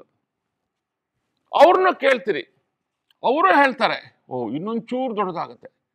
ಇವ್ರನ್ನ ಕೇಳ್ತೀರಿ, ಇವರು ಇನ್ನು ಚೂರು ದೊಡ್ಡದಾಗುತ್ತೆ. ಅಂದರೆ ಸ್ನೋನಲ್ಲಿ ಸ್ನೋಬಾಲ್ ಉರುಳ್ಕೊಂಡು ಹೋದರೆ ಚಿಕ್ಕದಿದ್ದು ದಪ್ಪದಾಗುತ್ತಲ್ಲ, ಆ ಐಡಿಯಾದಲ್ಲಿ ಇದನ್ನು ಸ್ನೋಬಾಲ್ ಸ್ಯಾಂಪ್ಲಿಂಗ್ ಟೆಕ್ನಿಕ್ ಅಂತ ಕರೀತಾರೆ. ಈಗ ಅರ್ಥ ಆಯ್ತಾ? ಸ್ನೋಬಾಲ್ ಸ್ಯಾಂಪ್ಲಿಂಗ್ ಅಂದರೆ ಇದೂ ನಾನ್ ಪ್ರಾಬಬಿಲಿಟಿ ಸ್ಯಾಂಪ್ಲಿಂಗ್ ಟೆಕ್ನಿಕ್. ಎಲ್ಲರೂ ಏನು ರೆಪ್ರೆಸೆಂಟ್ ಆಗಲ್ಲ, ಎಷ್ಟು ಜನ ಸಿಗ್ತಾರೋ ಅವ್ರಿಗೆ ನೀವು ಸಂಶೋಧನೆಯನ್ನು ಮಾಡಬೇಕಾಗತ್ತೆ. ಇದು ಬಹಳ ವೈಟ್. ಇದನ್ನ ಮೇಲೆ ಪ್ರಶ್ನೆ ಕೇಳ್ತಾರೆ, ಸ್ನೋಬಾಲ್ ಸ್ಯಾಂಪ್ಲಿಂಗ್ ಅಂತ ಅರ್ಥ ಮಾಡ್ಕೊಳ್ಳಿ. ಏನಾರ ಡೌಟ್ ಇದ್ರೆ ಹೇಳಿ, ಇನ್ನೊಂದ್ಸಲ ಹೇಳ್ತೀನಿ. ಸ್ನೋಬಾಲ್ ಅಂತ ಹೇಳಿದ್ರೆ, ಉದಾಹರಣೆಗೆ ಸುನಾಮಿ ಹೇಳಿದೆ, ಅದೇ ಥರ ನೀವು ಈಗ ಅರ್ಥಕ್ವೇಕ್ ಅಫೆಕ್ಟೆಡ್ ಪೀಪಲ್ನು ನೀವು ತಗೋಬಹುದು. ಅರ್ಥಕ್ವೇಕ್ ಆದ್ಮೇಲೆ ಇವ್ರು ಎಲ್ಲಿ ಹೋದ್ರು, ಉಳಿದವ್ರಿಗೆ ಸತ್ತೋಗಿರೋರ ಬಗ್ಗೆ ಏನು ಮಾಡೋಕ್ಕಾಗಲ್ಲ, ಪ್ರಾಣ ಇಟ್ಕೊಂಡು ಎಲ್ಲೋ ವಾಸ ಮಾಡ್ತಿರ್ತಾರೆ, ಅವ್ರದ್ದು ಏನು ಸಮಸ್ಯೆ ಇದೆ, ಇವಾಗ ಮನೇನು ಕಳ್ಕೊಂಡಿರ್ಬೋದು. ನಮ್ಮ ಸೌತಲ್ಲಿ ಅಂತ ಅರ್ಥಕ್ವೇಕಿನ ಪ್ರಶ್ನೆ ಇಲ್ಲ, ಬೇರೆ ಕಡೆ ಇದೆ. ನಾರ್ತ್ ಈಸ್ಟರ್ನ್ ಸ್ಟೇಟ್ಸ್ಗೆ ಹೋಗಿ ನಿಮ್ಗೆ ಗೊತ್ತಾಗತ್ತೆ. ನಾನು ಸುಮಾರು ನಾರ್ತ್ ಈಸ್ಟರ್ನ್ ಸ್ಟೇಟ್ಗಳನ್ನ ವಿಸಿಟ್ ಮಾಡಿದ್ದೀನಿ. I was in Delhi head quarters at NCERT. ಆಗ ನಾನು ಐಜ್ವಾಲ್ಗೆ ಹೋಗಿದ್ದೆ, ಅದು ಕ್ಯಾಪಿಟಲ್ ಆಫ್ ಮಿಜೋರಾಂ. ಏನು ಒಂದು ಮನೆ ಬಾವಿ ಒಳಗಡೆ ಇದ್ದಂಗಿದೆ, ಇನ್ನೊಂದು ಮನೆ ಆಕಾಶದಲ್ಲಿ ಇದ್ದಂಗಿದೆ. ನಾನು had been to Gangtok, Sikkim ರಾಜಧಾನಿ, ಅಲ್ಲೂ ಅದೇ ಟೈಪೇ ಇರೋದು. I had been to Shillong, ನಮ್ಮ RI ಅಲ್ಲೊಂದಿದೆ, ನಾರ್ತ್ ಈಸ್ಟರ್ನ್ ಸ್ಟೇಟ್, ಅಲ್ಲೂ ಅದೇ ಟೈಪೇನೆ, ಒಂದು ಬೆಟ್ಟ ಒಂದು ಬಾವಿ. ಏನಾರ ಹೆಚ್ಚು ಕಡಿಮೆ ಆದರೆ ಔಟ್. ಈಗ ರೀಸೆಂಟಾಗಿ ಒಂದು 50-60 ಜನ ಸೈನಿಕರು ಸತ್ತೋಗ್ಬಿಟ್ರು, ಸುಮ್ಮನೆ ಮಲಗಿದ್ರು ಅಷ್ಟೇನೆ. ಅವರು ಮೇಲ್ಗಡೆಯಿಂದ ಇಡೀ ಭೂಮಿನ ಕುಸಿದು ನೆಲಕ್ಕೆ ಬಿದ್ದೋಯ್ತು, ಮಣಿಪುರದ ಹತ್ರ. ಜ್ಞಾಪಕ ಇದೆಯಾ? ಯಾಕೆ ಹೇಳ್ತಿದ್ದೀನಿ ಅಂದರೆ, ಈವನ್ ಡೆಲ್ಲಿ ಅಂತೀನಿ, ಸಾರಿ, ಗೋವಾ ಕರ್ನಾಟಕದ ಬಾರ್ಡರ್ ಮೊನ್ನೆ ಯಾರೋ ಕಳಿಸಿದ್ದಾರೆ ನನಗೆ, ಅಲ್ಲೂ ಅಷ್ಟೇನೆ ಇಡೀ ಇದೇನೆ ಕಂಪ್ಲೀಟ್ ಕೆಳಗಡೆ ಮುಚ್ಕೊಂಡು ಸಾವಿರಾರು ಜನ ಪ್ರಾಬ್ಲಮ್ ಆಯಿತು. ಎಷ್ಟೋ ಜನ ಸತ್ತೋಗ್ಬಿಟ್ರು, ಮುಚ್ಕೊಂಡ್ಬಿಡ್ತಾರೆ ಮಣ್ಣಲ್ಲಿ ಮುಚ್ಕೊಂಡ್ಮೇಲೆ ತೆಗಿಯಕ್ಕೆ ಹೆಂಗಾಗತ್ತೆ? ಇದು ಇಂಥವ್ರು ಉಳಿದವ್ರು ಯಾರಿದ್ದಾರೆ, ಅವ್ರುಗಳು ಎಲ್ಲಿದ್ದಾರೆ, ಅವ್ರದ್ದು ಏನು ಸಮಸ್ಯೆ ಇದೆ, ಅದನ್ನು ಸ್ಟಡಿ ಮಾಡಬೇಕು. You can do it. ಇದು ಯೂಸಿಂಗ್ ಸ್ನೋಬಾಲ್ ಸ್ಯಾಂಪ್ಲಿಂಗ್ ಟೆಕ್ನಿಕ್. ಏನಾದ್ರು ಡೌಟ್ ಇದೆಯಾ ಮಕ್ಕಳ? ಏನಿಲ್ಲ. ಅಂದ್ರೆ ಏನರ್ಥ? ಸ್ಯಾಂಪ್ಲಿಂಗ್ ತಗೊಳ್ಳೋ ಉದ್ದೇಶ ಏನು? To save time, energy and money. ಈಗ ಉದಾಹರಣೆಗೆ 15,000 ಜನ ಪ್ರಿ ಯೂನಿವರ್ಸಿಟಿ ಸ್ಟೂಡೆಂಟ್ಸ್ ಇದ್ದಾರೆ ಮೈಸೂರು ಸಿಟಿಲಿಂದ. 15,000 ಜನ ಹತ್ರನೂ ಹೋಗಿ ನೀವು ಡೇಟಾ ಕಲೆಕ್ಟ್ ಮಾಡೋ ನೆಸೆಸಿಟಿ ಇಲ್ಲ. ಈ ಉದಾಹರಣೆಗೆ ಮನೆಯಲ್ಲಿ ಅನ್ನ ಮಾಡ್ತೀರಿ, ಈಗಿನ ಥರ ಇದಲ್ಲ, ಏನೋ ಕುಕ್ಕರ್ ಅಲ್ಲ, ಮಾಮೂಲಾಗಿ ಪಾತ್ರದಲ್ಲಿ ಅನ್ನ ಮಾಡಬೇಕಾದ್ರೆ ಅಕ್ಕಿ ಬೆಂದಿದೆಯೋ ಇಲ್ವೋ ಅಂತೇನು ಒಂದೊಂದು ಕಾಳು ತೊಗೊಂಡು ನೋಡ್ತೀರಾ, ಒಂದು ಸ್ಯಾಂಪಲ್ ಹಿಂಗೆ ನೋಡ್ತೀರಿ, ಬೆಂದಿದೆ ಅಂದರೆ ಓಕೆ ಅನ್ನ ಆಗಿದೆ ಅಂತ. ಅದೇ ಥರನೇ ಇಡೀ ಅಕ್ಕಿ ಬೇಯ್ತಾ ಇದೆ, ಅದು ಪಾಪ್ಯುಲೇಷನ್ನು. ಏನು ಚೆಕ್ ಮಾಡ್ತೀರಿ ಅದು ಸ್ಯಾಂಪಲ್. ಈಗ ಅರ್ಥ ಆಯ್ತಾ? ಇದು ನಿಮ್ಗೆ ಚೆನ್ನಾಗಿ ಅರ್ಥ ಆಗತ್ತೆ ಈ ಪಾಯಿಂಟ್. ಹಾಗೆ ಮಾಡಿದ್ರೆ ಗೊತ್ತಾಗುತ್ತೆ ಬೆಂದಿದೆಯೋ ಇಲ್ವೋ, ಇನ್ನು ಸ್ವಲ್ಪ ಹೊತ್ತಾಗಬೇಕು ಅಂತ. ಮುದ್ದೆ ಮಾಡಬೇಕು, ರಾಗಿ ಮುದ್ದೆ. ನಂಗೆ ಐ ಲವ್ ರಾಗಿ ಮುದ್ದೆ, ಎವ್ರಿ ಡೇ ಐ ಈಟ್. ಅದನ್ನು ಮಾಡ್ಬೇಕಾದ್ರೆ ಅಷ್ಟೇ.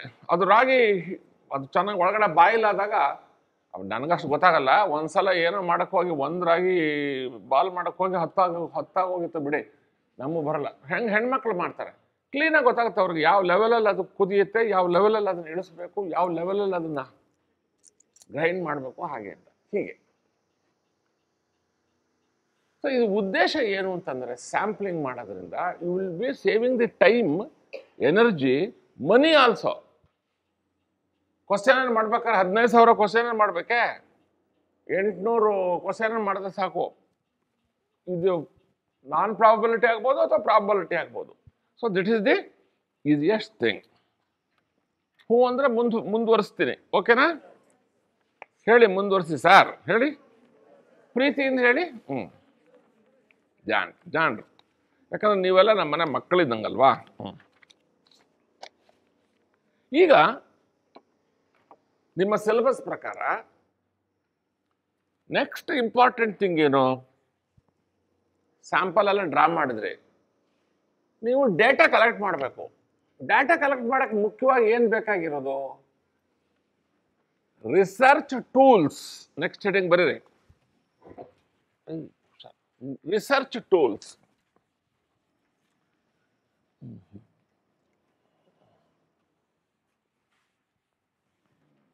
Research tools, very important thing.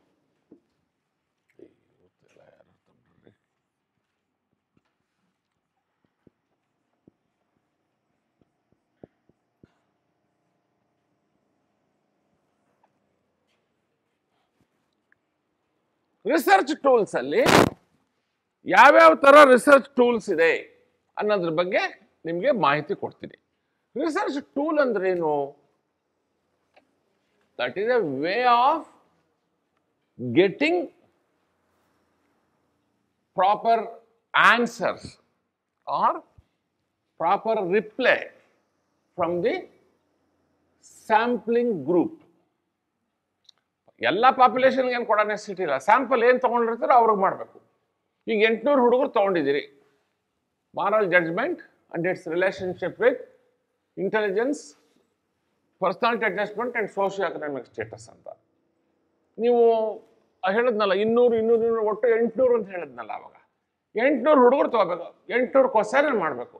ಯಾವ ಥರ ಕ್ವಶನ್ ಮಾಡ್ತೀರಿ? ಮಾರಲ್ ಜಡ್ಜ್ಮೆಂಟ್ ಸ್ಕೇಲ್ ಮಾಡಬೇಕು. ಒಟ್ಟಿನಲ್ಲಿ ಏನು, you may administer a scale, you may prepare a questionnaire. ಇದರಿಂದ ನೀವೇನು ಮಾಡ್ತೀರಿ?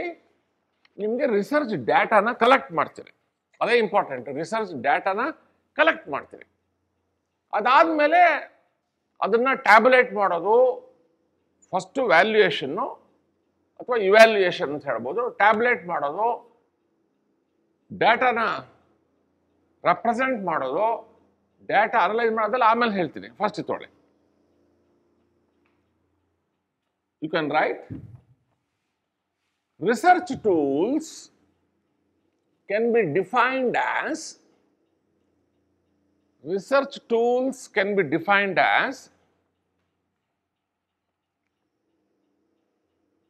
ವೆಹಿಕಲ್ಸ್. ರಿಸರ್ಚ್ ಟೂಲ್ಸ್ ಒಂಥರ ವೆಹಿಕಲ್ ಇದ್ದಂಗೆ. ವೆಹಿಕಲ್ಸ್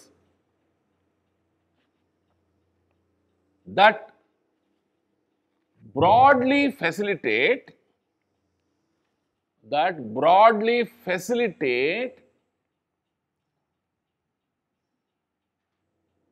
research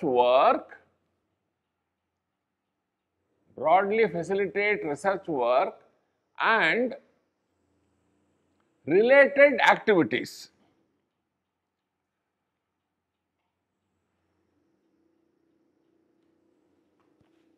ನೆಕ್ಸ್ಟ್ ಪ್ಯಾರಾದಲ್ಲಿ ಬರೀರಿ, research tools enable researchers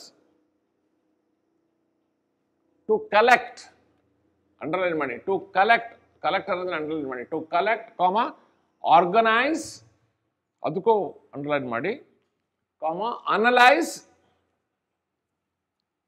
visualize,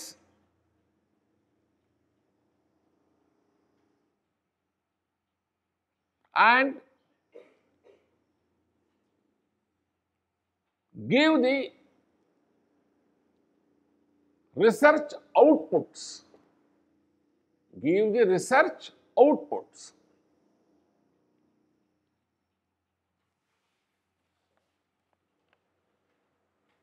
ಈಗ examples for general tools of research heading ಬರೀರಿ. Examples for general tools of research. ಯಾವುದಿರ್ಬೋದು? ಮೊದಲನೇದೇನು? Library and its resources. ಹೌದು ತಾನೆ? ನೀವು ಏನೇ ರಿಸರ್ಚ್ ವರ್ಕ್ ಮಾಡ್ಬೇಕಾದ್ರೆ ಲೈಬ್ರರಿಗೆ ಹೋಗಿ you consult the books, periodicals, journals, encyclopaedias, ಯಾವ್ದು ಬೇಕಾದ್ರೆ ನೀವು ನೋಡ್ಬೋದು. ಅದಕ್ಕೆ ಜನರಲ್ ಇದು ಎಕ್ಸಾಂಪಲ್. ಯಾವುದು ರಿಸೋರ್ಸಸ್ ಅಂದರೆ ಮೊದಲನೇದು ಲೈಬ್ರರಿ ಅಂಡ್ ಇಟ್ಸ್ ರಿಸೋರ್ಸಸ್. ಎರಡನೇದೇನು ನಿಮಗೆಲ್ಲ ಗೊತ್ತಿದ್ದು? Computer and it's software. Computer and it's software. Actually ಇದೇನೆ ದಿ ಬೆಸ್ಟ್. ಇವಾಗ ಏನೇ ನೀವು ಫೈಂಡ್ ಔಟ್ ಮಾಡಬೇಕು ಅಂದರೆ ಯಾವ್ಯಾವ ಥರ ರಿಸರ್ಚ್ಗಳಾಗಿದೆ, ಯಾವ ಥರ ಟೂಲ್ಸ್ಗಳಿದೆ, ಅದೆಲ್ಲ ಪತ್ತೆ ಹಚ್ಚಬೇಕು ಅಂತಂದರೆ go to computer. You will get a latest thing. Actually, when I conducted research, you don't know the difficulties.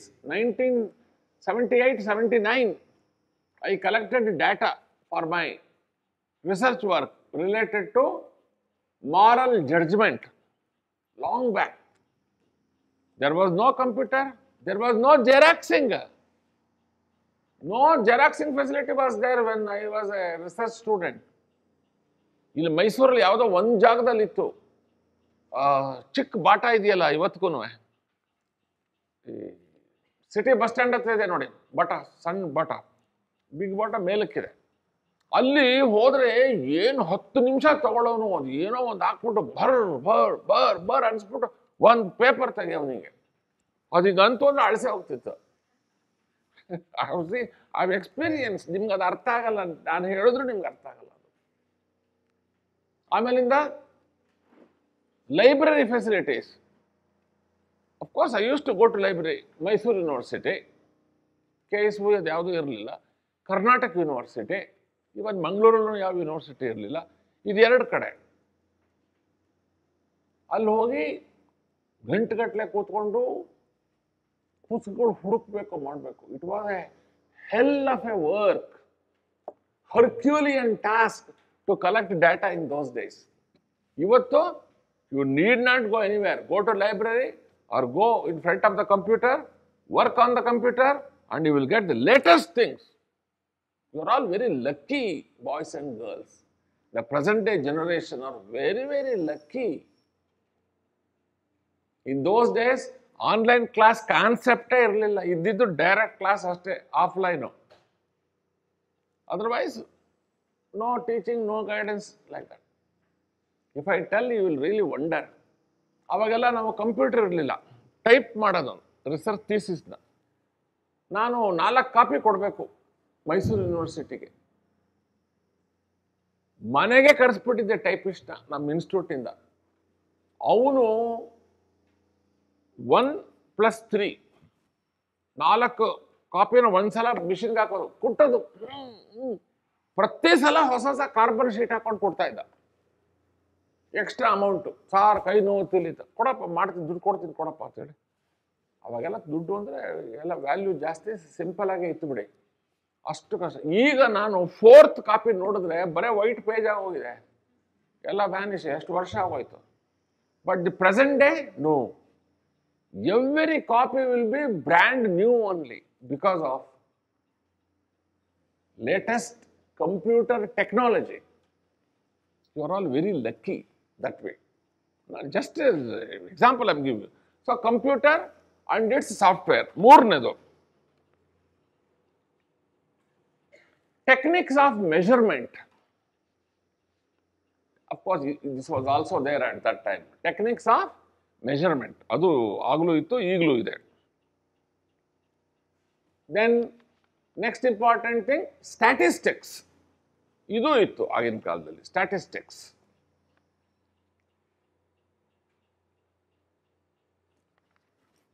ಆಮೇಲೆ the beautiful example for tools of research is human mind. Human mind, you write, that's the important thing.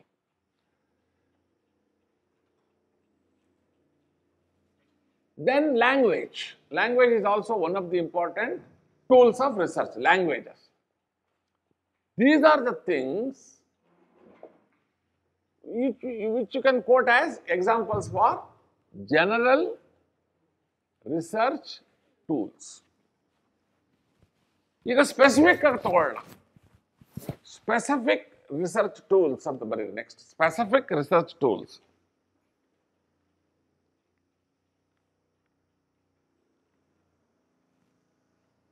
ಕ್ವಶ್ಚನೈರ್ number 1. ಅದರಲ್ಲಿ A questionnaire ಕೆಳಗಡೆ A ಒಂದು open ended questionnaire. Second, B is closed ended questionnaire. Open ended ಅಂದ್ರೆ ನಿಮಗೆ essay ತರ ಬರ್ಸೋದು ಎಷ್ಟು ಬೇಕಾದ್ರೂ ಬರ್ಕೋಬಹುದು ನೀವು. Open ended, there is no limit. But in closed one, yes, ಎಷ್ಟು ಬೇಕೋ ಅಷ್ಟೇ ಕೇಳ್ತಾರೆ, ಅಷ್ಟೇ ನೀವು ಆನ್ಸರ್ ಮಾಡಬೇಕು. Closed type. ಕ್ಲೋಸ್ ಟೈಪ್ನಲ್ಲಿ you cannot write stories. You understand? So that's the beauty of questionnaire. Then second important thing is interviews.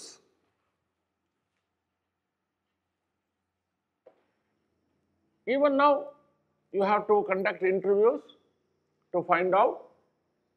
For example, even with educated group also you can have interviews, especially if you go to village side. They cannot read or write. So they will answer interview. ಅದಕ್ಕೆ interview ಮಾಡಬೇಕಾದ್ರೂ ಅಷ್ಟೇ ಏನೇನೋ ಬಾಯಿಗೆ ಬಂದಂಗೆ ಪ್ರಶ್ನೆ ಕೇಳೋದಲ್ಲ. You must be very careful. You must prepare the questions well in advance. ಹೇಳಿ yes ಅಂತ. ಕ್ವಶನ್ ಮಾಡಬೇಕು, ಕೇಳಬೇಕಂದ್ರೆ ಇಂಟರ್ವ್ಯೂ ಕ್ವಶನ್ ಮುಂಚೆನೇ ಬರ್ಕೋಬೇಕು, ನೀಟಾಗಿರಬೇಕು. You must show that to experts. ಸುಮ್ಮನೆ ನೀವು ಏನೋ ಬರ್ಕೊಂಬಿಟ್ಟು ಕೇಳ್ಬಿಡೋದಲ್ಲ, ಗೈಡ್ನ ಕೇಳಬೇಕು, ಎಕ್ಸ್ಪರ್ಟ್ಸ್ ಕೊಡಬೇಕು. ಅದನ್ನ ಹೇಳ್ತೀನಿ ಆಮೇಲಿಂದ. ಪೈಲಟ್ ಸ್ಟಡಿ ಹೇಗೆ ಮಾಡಬೇಕು ಅಂತ ಹೇಳಿದಾಗ ಆ ಡೀಟೇಲ್ಸ್ ಹೇಳ್ತೀನಿ. Okay, what did I say? Interviews. Then achievement test. This is another category of research tool. Achievement test.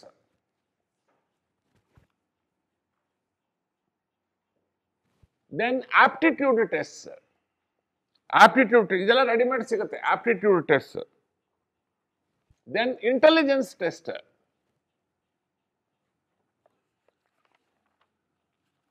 Next, interest inventory. Interest inventory.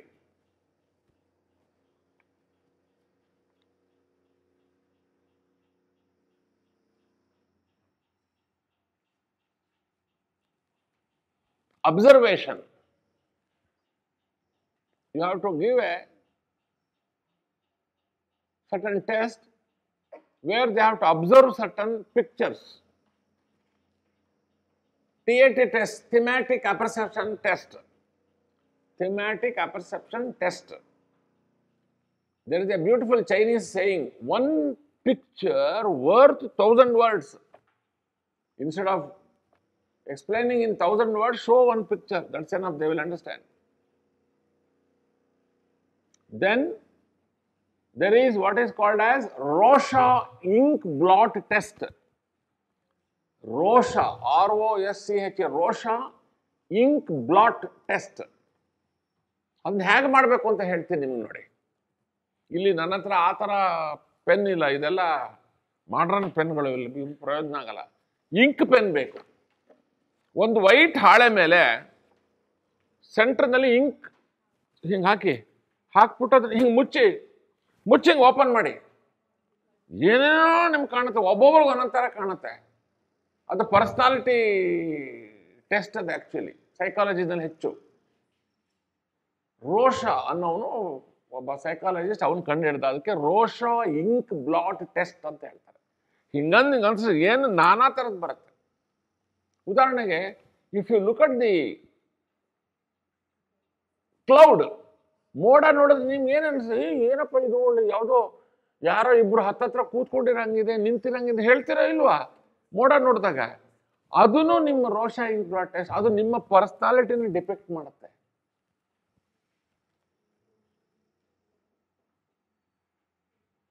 See, there are two important things. Of course, that is your personality ಗೆ ಸಂಬಂಧಪಟ್ಟಿದ್ದು ಹೇಳ್ತಿರೋದು. ಒಂದು illusion,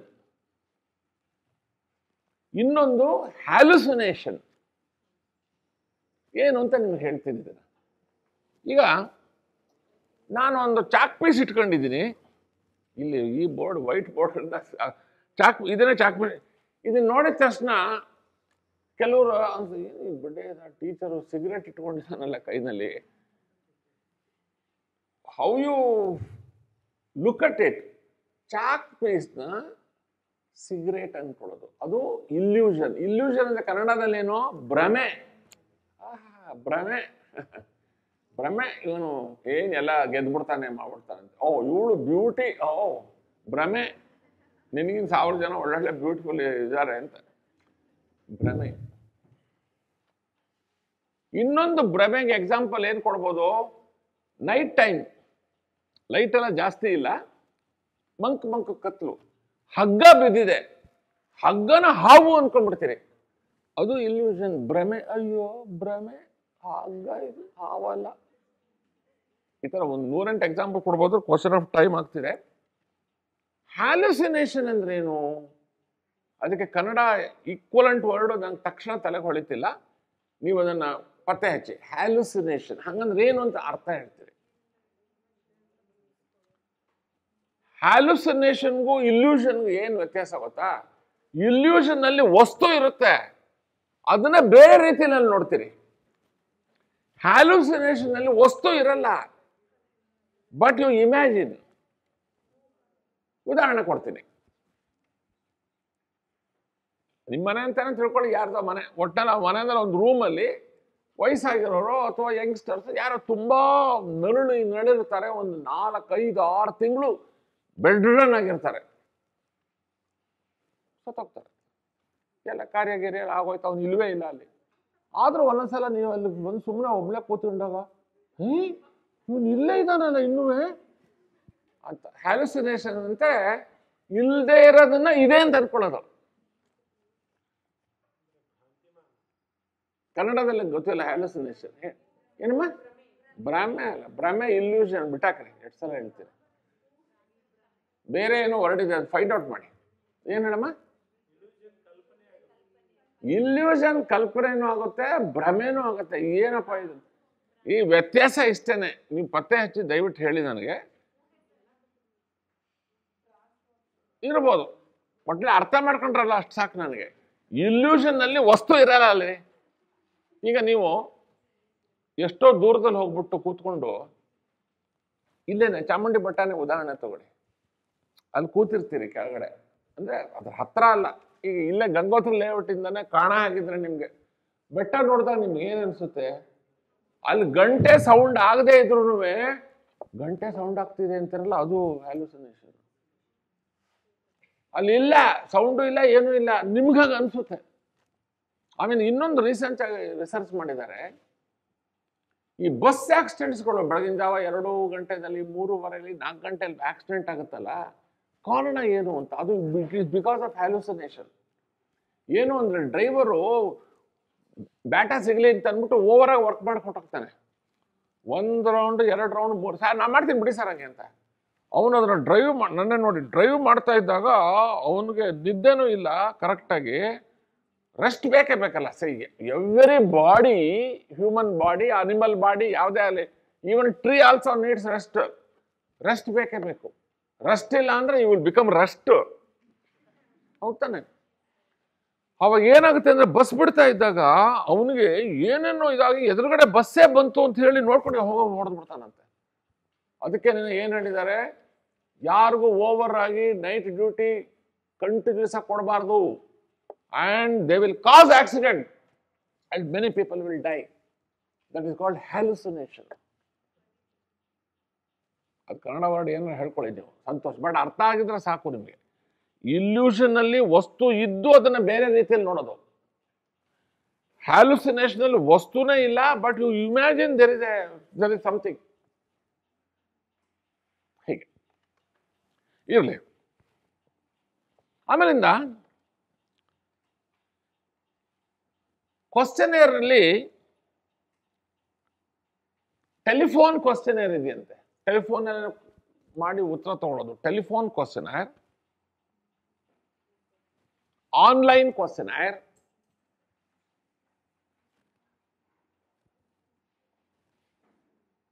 face to face interaction,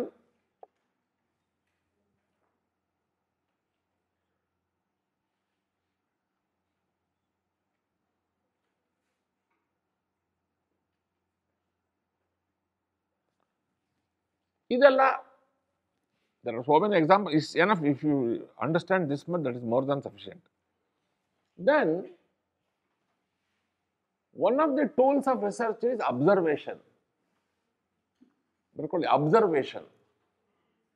ನೀವು research ಗ್ರೂಪ್ನ ಏನು ತಗೋತೀರಿ, ಅವ್ರಿಗೆ observe ಅಂತ ಯಾವ್ದಾರ ಒಂದು ಜಾಗಕ್ಕೆ ಕಳಿಸ್ಬೇಕಾಗತ್ತೆ.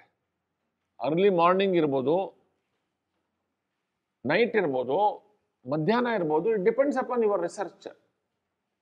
ಅಬ್ಸರ್ವೇಷನ್ ಎಸ್ಪೆಷಲಿ ನೈಟ್ ಟೈಮ್ನಲ್ಲಿ normally ಸೈಂಟಿಸ್ಟ್ಗಳು they try to find out the glittering nature of the stars. All stars will not glitter in the same way. ಉದಾಹರಣೆಗಳು ಕೊಡ್ತಿರೋದಷ್ಟಿದೆ. ಇದನ್ನೇನು ಎಕ್ಸಾಮ್ನಲ್ಲಿ ಕೇಳ್ತಾರೆ ಅಂದಲ್ಲ, ಉದಾಹರಣೆಗಳು ನಿಮಗೆ. ಅಬ್ಸರ್ವೇಷನ್. ಈಗ even before the birth of Newton, the riped apples used to fall down from the tree, and people like I and you used to take it, pick it up and eat. ಚೆನ್ನಾಗಿದ್ರೆ ಇಲ್ಲದೆ ಎಸ್ಪೂನ್ ಹೊರಟೋಗ್ತಿದ್ವಿ. But when Newton was sitting in the apple orchard, he was observing, why it is falling down, why it is not floating. ಅಂತ keen observation. ನಮ್ಮಲ್ಲಿ ಅಬ್ಸರ್ವೇಷನ್ನೇ ಮಾಡಲ್ಲ. ಸ್ಕೂಟರ್ನಲ್ಲಿ ಕೂತ್ಕೋತಾರೆ, ಕಾಲ್ನ ಹಿಂಗೆ ಇದು ಮಾಡಿರ್ತಾರೆ. ಯಾವನ ಬಂದು ಹೊಡೆದ ಅಂದ್ರೆ ಕಾಲು ಹಂಗೆ ನೆಗೆದು ಬಿದ್ದೋಗುತ್ತೆ. ಆಟೋದಲ್ಲೂ ಅಷ್ಟೇ, ಹೊರಗಡೆ ಕಾಲು ಹಾಕೊಂಡಿರೋದು ಅಥವಾ ಈ ಹಿಂಭಾಗ ತೋರಿಸೋದು, ಹಿಂಗೆ ಕೂತಿರ್ತಾರೆ. ಯಾವನಾರೇ ಒಳಗೆ ತಂತಿದ್ರೆ ದಬಕ್ಕದ ಬಿದ್ದಾಯ್ತಾರೆ ಅಷ್ಟೇ. ನೋಡಿದ್ದೀರಿ? You are seen. ಅದಕ್ಕೆ ನೀವು ನಕ್ರಿ ಅಂದ್ರೆ ನೀವು ನೋಡಿದಿರಿ ಅಂತ ಅರ್ಥ. ಇದನ್ನು ಯಾಕೆ ಹೇಳ್ತೀನಿ ಅಂದ್ರೆ observation is very important. So Newton was able to work with so many other items like stones, boulders, metal, wood. ಇದೆಲ್ಲ ಮಾಡಿ ಆಮೇಲೆ ಏನು ಮಾಡ್ದ, ಏನೇ ವಸ್ತುನ ನಾವು ಆಕಾಶದ ಕಡೆಗೆ, ಸ್ಕೈ ಕಡೆಗೆ ಕಳಿಸಿದ್ರೆ it will fall down. Oh, that means earth has a gravitational attraction ಅಂತ ಕಂಡಿಡ್ದ. ಅದನ್ನ ಥಿಯರಿ ಕೊಟ್ಟಿದ್ದಾರೆ. Science is always open. If you want to improve and give some other gravitational attraction theory, you give, we will accept it. This is an important thing. Observation. Observe ಮಾಡಕ್ಕೆ ಬರಲ್ಲ. ಇನ್ನೊಂದು ವಿಷಯ ಹೇಳ್ತೀನಿ observation ಅಲ್ಲಿ ಏನು ಅನ್ನೋದನ್ನ. ಇದು ಸ್ವಲ್ಪ ಫಿಲಾಸಾಫಿಕ್, ಬಟ್ ಇಟ್ಸ್ ಇಂಪಾರ್ಟೆಂಟ್. ಇದಕ್ಕೆ ಏನ್ ಹೇಳ್ತಾರೆ ಅಂತಂದ್ರೆ, ಎಕ್ಸಾಂಪಲ್ ಕೊಡ್ತೀರಿ. You will go to Malpe or Malpe beach ಅಂತ ಇಟ್ಕೊಳ್ಳಿ. Sunset, Agumbe, even sunset, sunrise ನೋಡ್ತಾ ಇದ್ರೆ ಈ ಬುದ್ಧಿ ಒಂದು ಅಪ್ರಿಸಿಯೇಷನ್ ಮಾಡಲ್ಲ. Sunset, every day sunset, every day sunrise. ಅದ್ರಲ್ಲಿ ಏನಿದೆ ಅಂತಂದ್ರೆ ನಿಮ್ಮಂತ ಮೂರ್ಖರು, ನೀವು ಅಂದ್ರೆ ನೀವಲ್ಲ, ಮೂರ್ಖರು ಯಾರು ಇರೋಲ್ಲ ಆ ಥರ. ಅಥವಾ you go to Jaganmohan palace here, city ಒಳಗಡೆ, ಅಲ್ಲಿ ಲೇಡಿ ವಿತ್ ದಿ ಲ್ಯಾಂಪ್ ಇದೆ ಫೋಟೋ. ಅದನ್ನ ನೋಡ, ಯು ಮಸ್ಟ್ ಅಪ್ರಿಷಿಯೇಟ್. ಅಥವಾ ರವಿವರ್ಮಾಸ್ ಪೇಂಟಿಂಗ್ಸ್ ಆರ್ ದೇರ್, ನೋಡಿದ್ದೀರಾ ಎಷ್ಟು ಬ್ಯೂಟಿಫುಲ್ ಆಗಿದೆ. ಕೆಲವರು ಇರ್ತಾರೆ ಈ ನಿರಾಶಾವಾದಿಗಳು, ಅಯ್ಯೋ ಬಿಡ್ರೆ ಅವನಿಗೇನು, ಸುಮ್ಮನೆ ಏನೋ ಬರೆದವನೇ ಬರ್ಕೊಳ್ಳಿ. ಇದನ್ನ ಟೆಕ್ನಿಕಲ್ ಆಗಿ ನಾವೇನು ಹೇಳ್ತೀವಿ, ಈಸ್ಥೆಟಿಕ್ ಸೆನ್ಸ್ ಅಂತ ಹೇಳ್ತೀವಿ. AESTHEITIC. ಈಸ್ಥೆಟಿಕ್ ಸೆನ್ಸ್ ಅಂದ್ರೆ ಅಪ್ರಿಸಿಯೇಷನ್ ಆಫ್ ಬ್ಯೂಟಿ. ಒಂದು ಹುಡುಗ ಇರ್ಬೋದು, ಒಂದು ಹುಡುಗಿ ಇರ್ಬೋದು, ಲಕ್ಷಣ ಚೆನ್ನಾಗಿದ್ರೆ ವಾ ಅಂತ ನೋಡ್ಬಿಟ್ಟು ಹಿಂಗಂತಂದ್ರೆ meaningless. Appreciation of beautiful buildings, appreciation of sea, appreciation of Vidhana Soudha, the brain child of Kengal Hanumanthaiah. ಏನಕ್ಕೆ ಹೇಳ್ತಿದ್ದೀನಿ ಅಂತಂದ್ರೆ, observation is one of the important tools. We don't know how to observe. ಅಥವಾ morning time, how these birds make sound. ಅದ್ರ ಬೇರೆ ಸಿಕ್ಕಾಪಟ್ಟೆ ರಿಸರ್ಚ್ಗಳು ಆಗೋಗಿದೆ ರೀ, ಸಿಕ್ಕಾಪಟ್ಟೆ ರಿಸರ್ಚ್ ಆಗಿದೆ. Appreciation of a desert, appreciation of greenery, full of trees. ನಾಗರಹೊಳೆಗೆ ಹೋಗಿ, ಇಲ್ಲ ಮಲೆನಾಡು ಸೈಡ್ಗೆ ಹೋಗಿ, ಕರ್ನಾಟಕನ ತಗೊಳ್ಳಿ, ಬೇರೆ ಎಲ್ಲೂ ಹೋಗಬೇಡಿ. ಬಿಳಿಗಿರಿ ರಂಗನ್ ಹಿಲ್ಸ್ಗೆ ಹೋಗಿ, ಮಲೈ ಮಹದೇಶ್ವರ ಬೆಟ್ಟಕ್ಕೆ ಸೈಡ್ಗೆ ಹೋಗಿ, see the beauty. So observation is one of the research tools. Those who are really intelligent, they will observe carefully. If you are not intelligent, ಅಷ್ಟೇನು ಇಂಟ್ರೆಸ್ಟ್ ಇರಲ್ಲ, ಸುಮ್ಮನೆ ಬಿಡಿ ಸರ್ ಅದು ಪಡೋದೈತೆ, ಹಕ್ಕಿಗೆ ಹೋಗ್ತಾ ಇದೆ ಬಿಡಿ ಸರ್, ಅದು ಕೂಗೋದೇ ಅದ್ರ ನೇಚರ್ ಸರ್ ಅಂದ್ಬಿಟ್ರೆ meaningless. So the observation is another important thing. ಆಮೇಲೆ ಸಿಮ್ಯುಲೇಟೆಡ್ ಸಿಚುಯೇಷನ್ ಅಂತ ಬರ್ಕೊಳ್ಳಿ. ಸಿಮ್ಯುಲೇಟೆಡ್, ಸ್ಟಿಮ್ಯುಲೇಷನ್ ಅಲ್ಲ, SIMULATION, ಸಿಮ್ಯುಲೇಷನ್. B.Ed ಯಾರು ಮಾಡಿದ್ದೀರಿ ಇಲ್ಲಿ? ಕೈ ಎತ್ತೆ. ಸುಮಾರು ಜನ ಇದ್ದೀರಿ. ಏನು ಸಿಮ್ಯುಲೇಷನ್ ಅಂದ್ರೆ ಒಂದು ಎಕ್ಸಾಂಪಲ್ ಕೊಡಿ. ನೀವು ಹೇಳಿ ಕನ್ನಡದಲ್ಲಿ ಸಿಮ್ಯುಲೇಷನ್ ಅಂದ್ರೇನು? ನಾನು ಹೇಳ್ಬಿಟ್ರೆ ಕನ್ನಡದಲ್ಲಿ ಟಕ್ಕಂದು ಉತ್ತರ ಕೊಡ್ತೀರಿ. ನೀವು ಕನ್ನಡ ಮೀಡಿಯಮಲ್ಲಿ ಓದಿದ್ರ? ಸ್ಟಿಮ್ಯುಲೇಷನ್ ಅಲ್ರಿ, ಸಿಮ್ಯುಲೇಷನ್. ನೀವೇನು ತಬ್ಬರದ್ರ ಅಲ್ಲಿ SIMU. ಸಿಮ್ಯುಲೇಷನ್ ಹಂಗಂದ್ರೇನು? ನಿಮ್ಗೊಂದು ಉದಾಹರಣೆ ಕೊಟ್ಟರೆ ಎಸ್ ಅಂತ ಹೇಳ್ತೀರಿ. ಮೈಕ್ರೋ ಟೀಚಿಂಗ್ ಕ್ಲಾಸಸ್ ಇದೆ, ಅಲ್ಲೇನು ಮಾಡ್ತೀರಿ? ಸಿಮ್ಯುಲೇಟೆಡ್ ಸಿಚುಯೇಷನ್ ಕೊಡೋದು. ಮೈಕ್ರೋ ಕ್ಲಾಸ್ ಅಂತ ಹೇಳಿದ್ರೆ, ಈ ಉದಾಹರಣೆಗೆ 1, 2, ಈ ಹುಡುಗ 3, ಇವಳು 4 ಜನ, ಇವ್ರು 4 ಜನ ಒಂದು ಗ್ರೂಪ್ ಮಾಡ್ತೀನಿ. ಈಗ ಇವರು ಪಾಠ ಮಾಡಿದ್ರೆ ಇವ್ರು 3 ಜನ, ಎಲ್ಲರೂ ಒಂದೇ ಕ್ಲಾಸೇ, B.Ed. ಇವ್ರು ಪಾಠ ಮಾಡಿದ್ರೆ ಇವ್ರು 3 ಜನ ಸ್ಟೂಡೆಂಟ್ಸ್ ಆಗ್ತಾರೆ. ಅವ್ರ ಟರ್ಮ್ ಮುಗೀತು, ಇವಳು ಕ್ಲಾಸ್ ತಗೋತಾಳೆ, ಇವ್ರು 3 ಜನ ತಿರುಗಿ ಇದಾಗ್ತದೆ. ಅದು not A real class room, it is A simulated class room. ಇವಾಗ ಹೇಳಿ ಅರ್ಥ ಏನು ಕನ್ನಡದಲ್ಲಿ? ಅನುಬೋಧನೆ ಅದು ಓಕೆ, ಅದು ಮೈಕ್ರೋ ಟೀಚಿಂಗ್ ಅನ್ನೋದಕ್ಕೆ ಹೇಳ್ತಿರೋದು. ಮ್ಯಾಕ್ರೋ ಟೀಚಿಂಗ್ ಅಂದ್ರೇನು? Actual class room. ಮ್ಯಾಕ್ರೋ ಅಂದ್ರೆ ಬಿಗ್, ಮೈಕ್ರೋ ಅಂದ್ರೆ ಸ್ಮಾಲ್. ಈಗ ಅರ್ಥ ಆಯ್ತಾ? ಈ ಸಿಮ್ಯುಲೇಟೆಡ್ ಸಿಚುಯೇಷನ್ಗೆ ಇದು ಇಂಪಾರ್ಟೆಂಟ್. ಎಲ್ಲ ಕಡೆ ನೀವು ಹುಡುಗರನ್ನ ಆಗಲಿ, ನೀವು ರಿಸರ್ಚ್ ಮಾಡೋಕ್ಕಾಗಲಿ ಅಲ್ಲಿಗೆ ಕರ್ಕೊಂಡು ಹೋಗೋಕ್ಕಾಗಲ್ಲ. ತುಂಬ ಕಷ್ಟ ಇರೋ ಕಡೆಯಲ್ಲಿ ಸಿಮ್ಯುಲೇಟೆಡ್ ಸಿಚುಯೇಷನ್ ಕ್ರಿಯೇಟ್ ಮಾಡಿ you can collect the data. ಗೊತ್ತಾಯ್ತಾ? Simulation the first step of research. ಬರ್ಕೊಳ್ಳೋದೇನು ಬೇಡ, listen. The first step of research is, ಇದನ್ನ ಸ್ಟೆಮ್ ಅಂತ ಹೇಳ್ತಾರೆ. ಕೆಳಗಡೆ ಆಲ್ಟರ್ನೇಟಿವ್ಸ್ ಆನ್ಸರ್ಸ್ ಇರುತ್ತೆ. Number 1, selecting a problem, finding problem, finding a problem, searching a problem, identifying a problem. ಇದು ಹೇಳಿದ್ನ ನಿಮಗೆ ಇಲ್ವಾ? ಸರಿ, correct answer. Okay.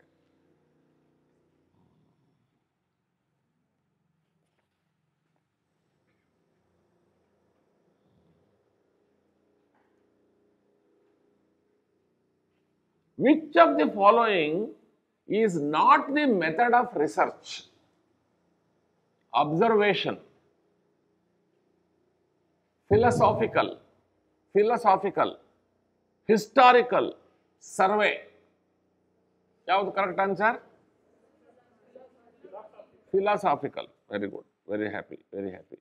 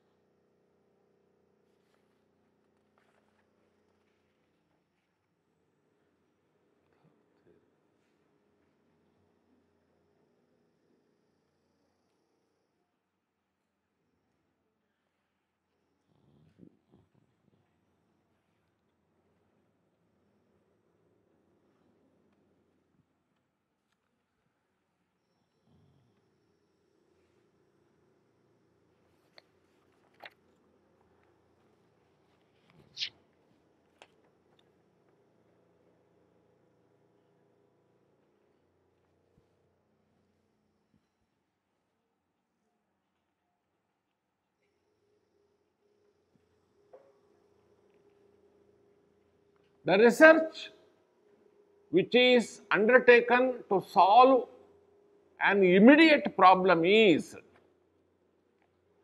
fundamental research, exploratory research, action research, basic research. Very good. Correct. Good.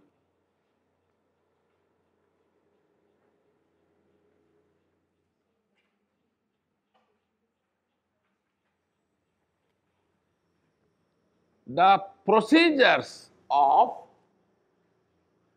assigning numbers to various degrees of opinion is called testing, designing, rating, scaling.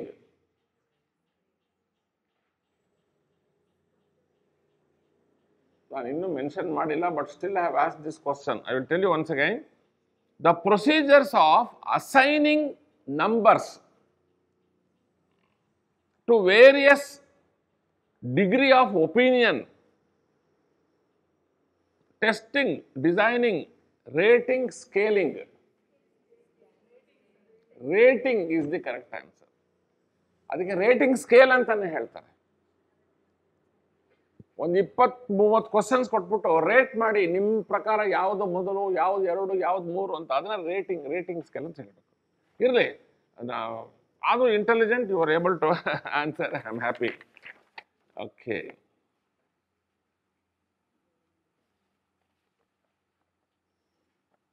A statistical measure based upon the sample is called inference, hypothesis, parameter, statistic.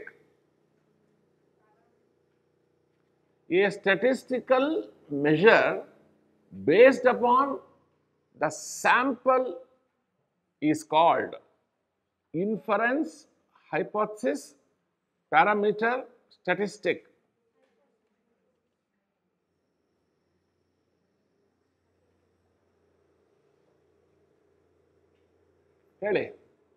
Again I will ask, a statistical measure based upon the sample is called inference, hypothesis, parameter, statistic.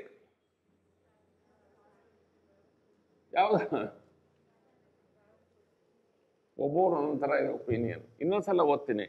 A statistic ಅಥವಾ ಹಿಂಗೆ ಹೇಳಿ, a statistical measure based upon the sample is called, it is not a parameter, it is not a statistic, it is not a hypothesis, then it is inference. You